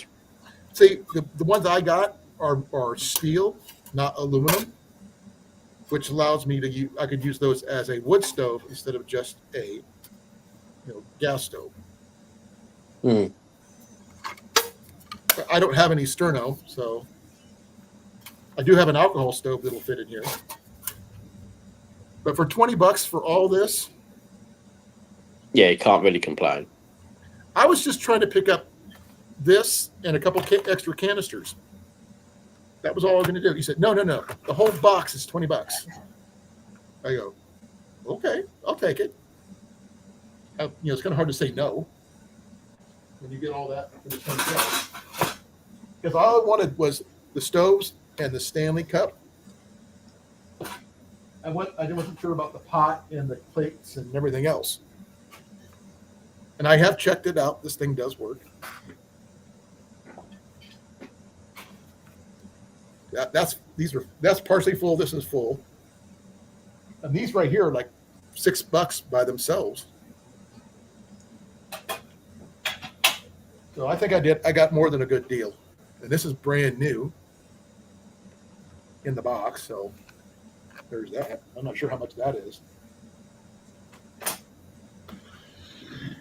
Yeah, but yeah, I'm still buying stuff, but this stuff we can actually use in the room. Man, we left this in the car, and this thing is freaking warm. Please forgive me for talking too much. I can't. I'm just here to listen. Say what? I'm here to listen. Well, I'm hoping you can respond and comment. And stuff. Oh yeah, I am. Any questions about the stuff I found? Not really. I've never had any of canister stoves before because I personally would I use them in my backpacking stuff or my bushcraft stuff? No. Would I use them in a car camping situation? probably, or an emergency kit for a car, but that's about it. Because once those things are empty, they're empty. You can't reuse them. You can't refill them. Well, you can nowadays, but it's a little bit more trickier to do. And you can't really tell how much is in them, which is a really negative thing on that. But hey, who knows? As long as I got my coffee, I can make ways to make my coffee and that kind of stuff. The way to cook my food, heat my water, boil water, whatever. I've got it. Only thing it doesn't have is an automatic light switch on those, ignition switch. It just says got a powerful burner, adjustable burner, rated pan supports, but doesn't say anything about. Oh, it's 10,000 BTUs. That's not too bad. I don't know about lightweight though. 6.7 ounces. Is that considered lightweight, guys? Reasonably lightweight. Yeah, it's reasonably lightweight. Yeah. Well, there's all the data on it. To me, this is heavy compared to the gear that I normally carry. But if I'm going to do, this is more like a base camp setup for me, rather than what I carry in my backpack. But I also carry an alcohol stove in my backpack because it's just easier. Wow, we're down to 2 people, so it's just you guys. Yeah. Yes. Yeah, it's us. And I'm a long ways from being done yet because I got to get used to being up late because I got to get used to being awake all night. Well, I am going to jump down. I've got to do some work tonight. But you're not. You are working. Yeah. You're networking. Yeah. Fortunately, that ain't paying the bills.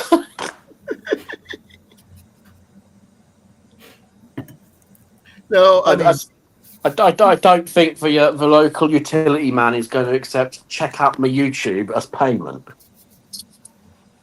No, you're not monetized yet, so you can't really get money that way.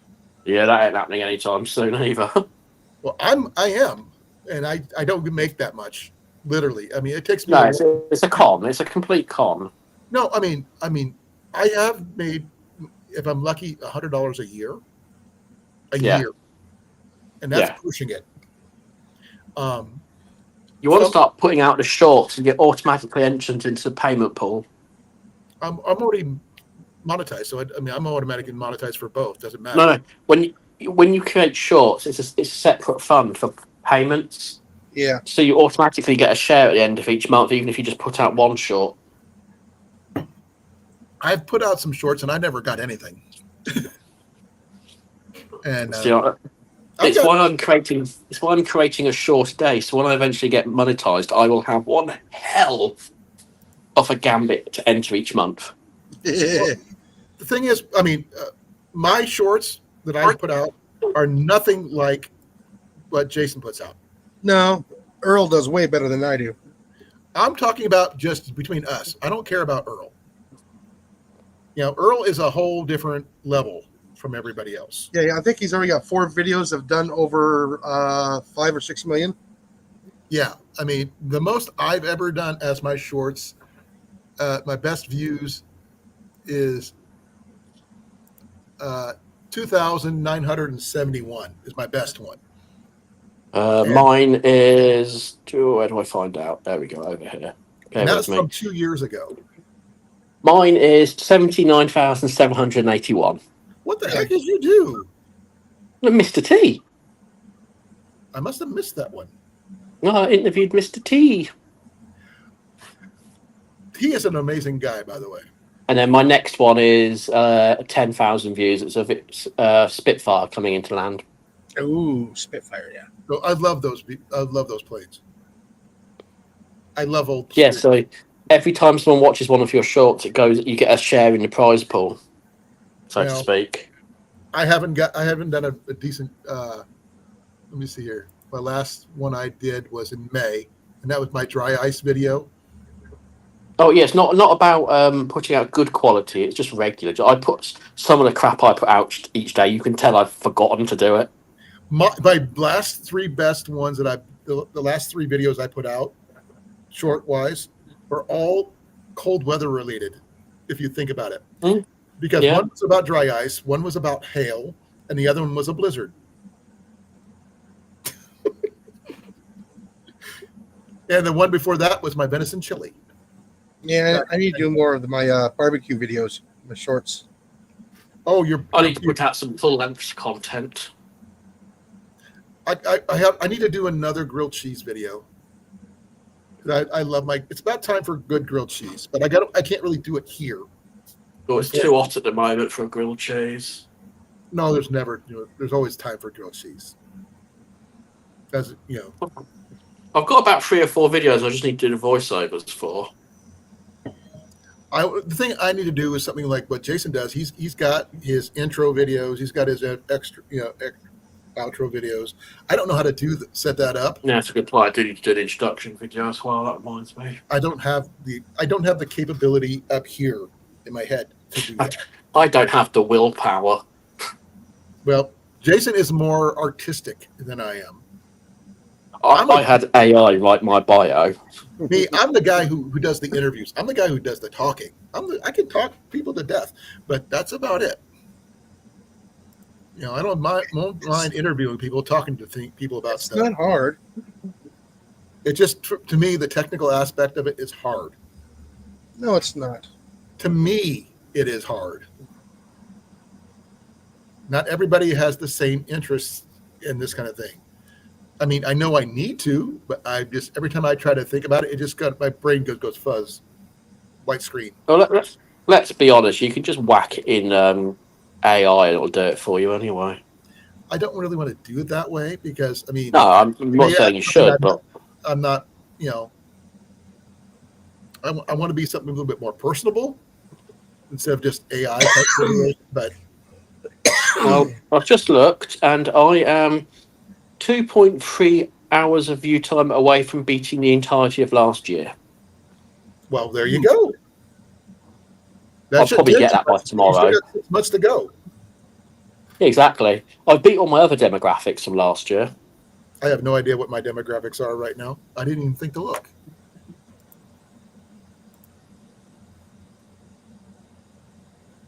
Well, let's see here. In the last year, let me check. I shall try and get some new content out soon. Now, only thing I'm up. I'm actually my subscribers are way up. Surprisingly. Yeah, I'm. Where am I? Let's have a look. I'm 130 subscribers up on last year, so that's good. But I've got a couple of completely not travel related Lego project builds to video.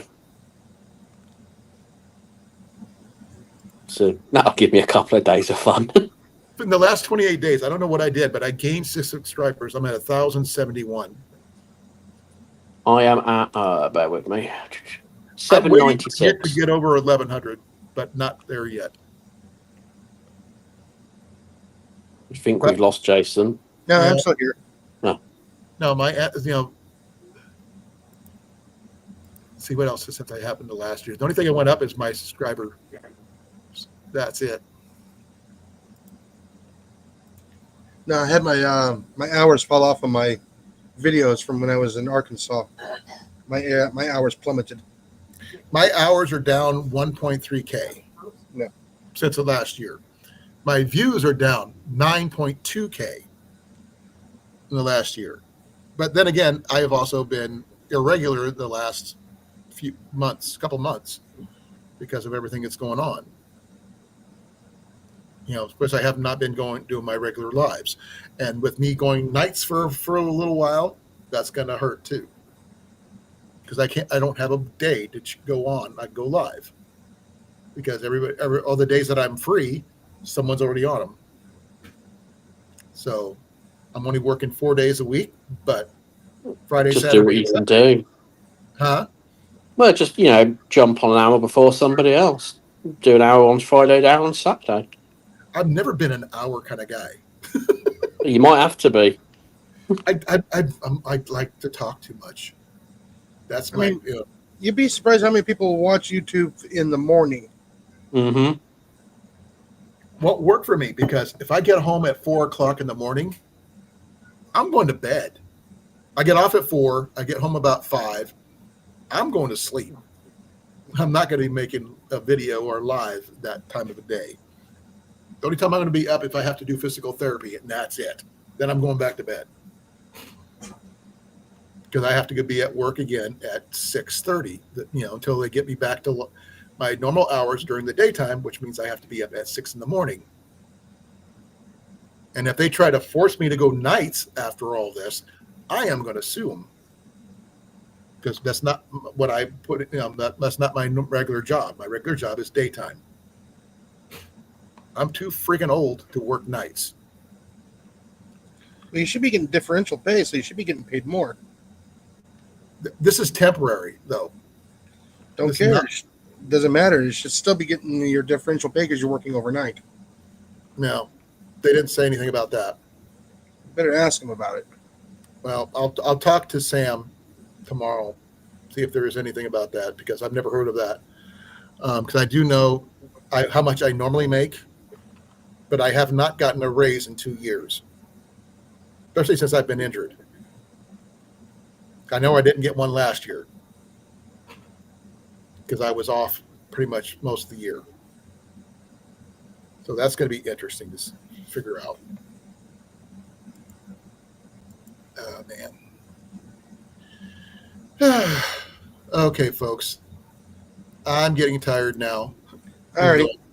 I think it's about time. I know Rob's got to get back to work. Yeah.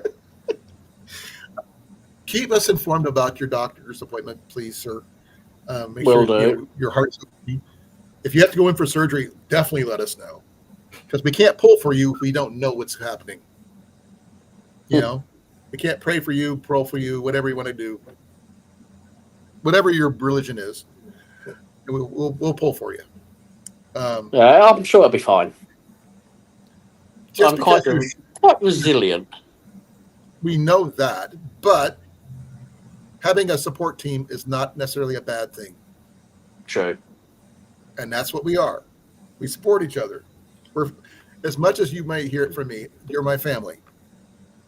Yes, we're not blood related. I don't freaking care. I claim you. You're mine. I don't have a brother anymore. Literally, he died.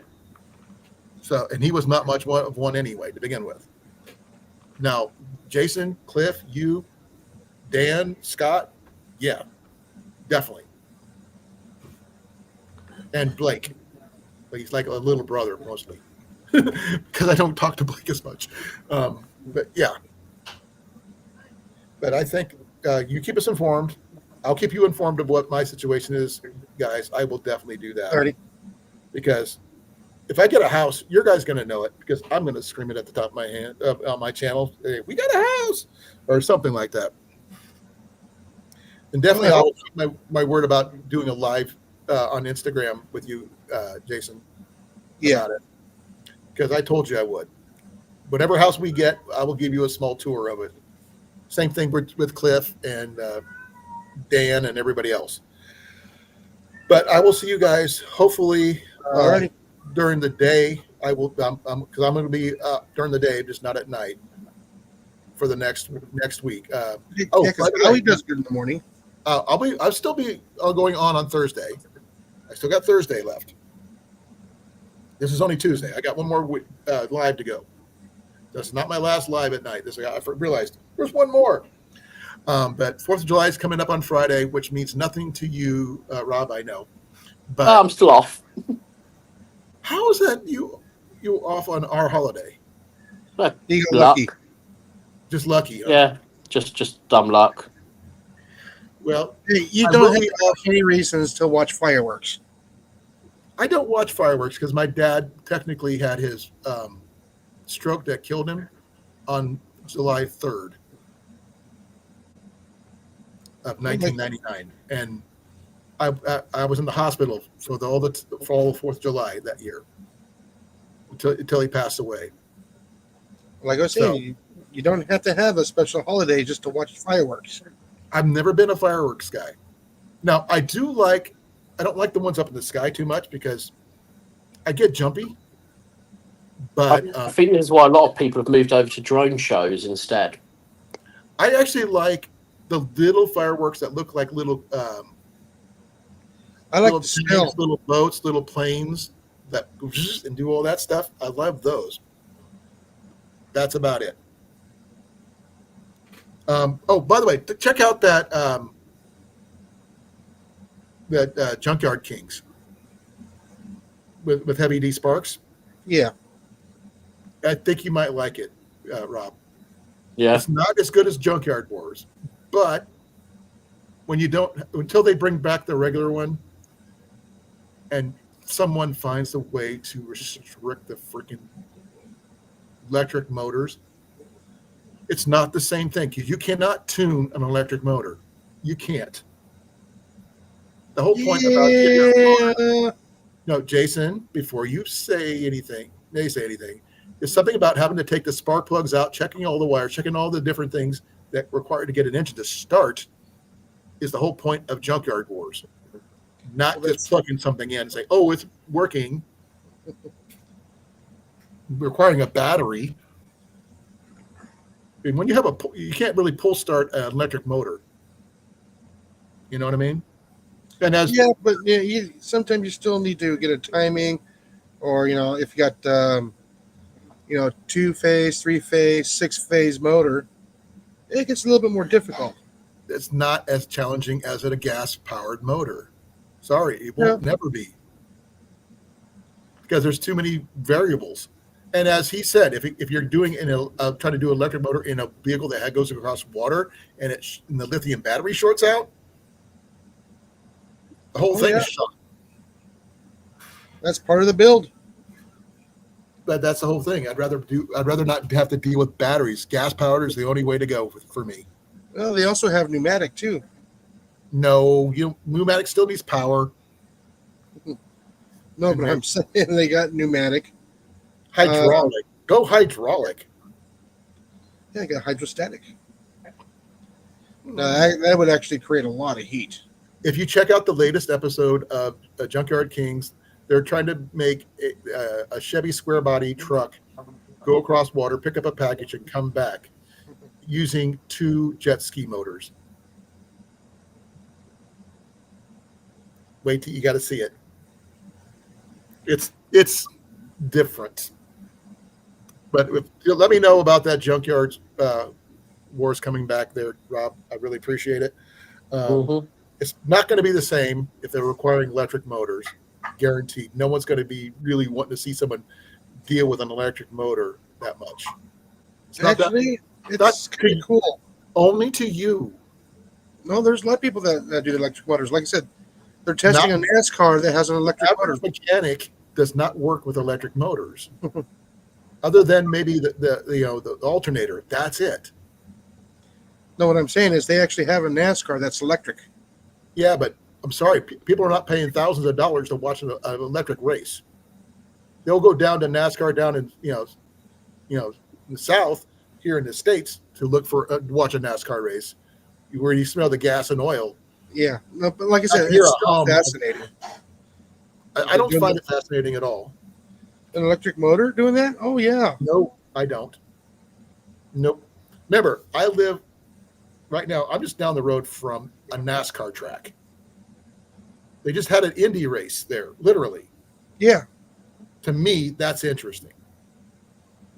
All racing's interesting, even the airplanes. Boat races are really cool.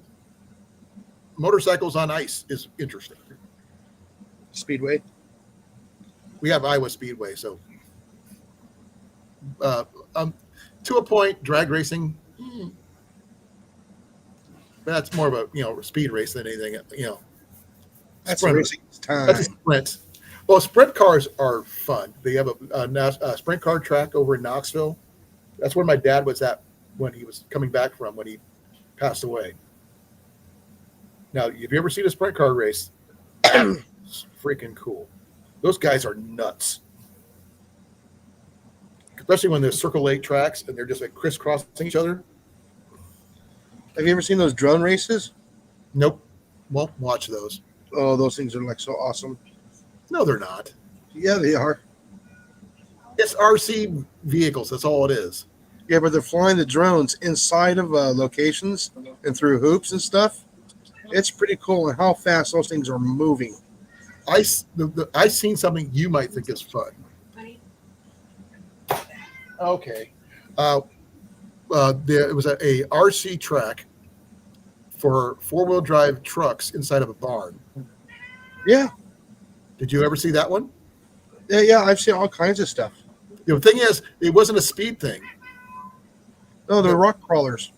They were going over tracks that were made inside the barn, outside the barn, up high, down low, and you tried to not fall off.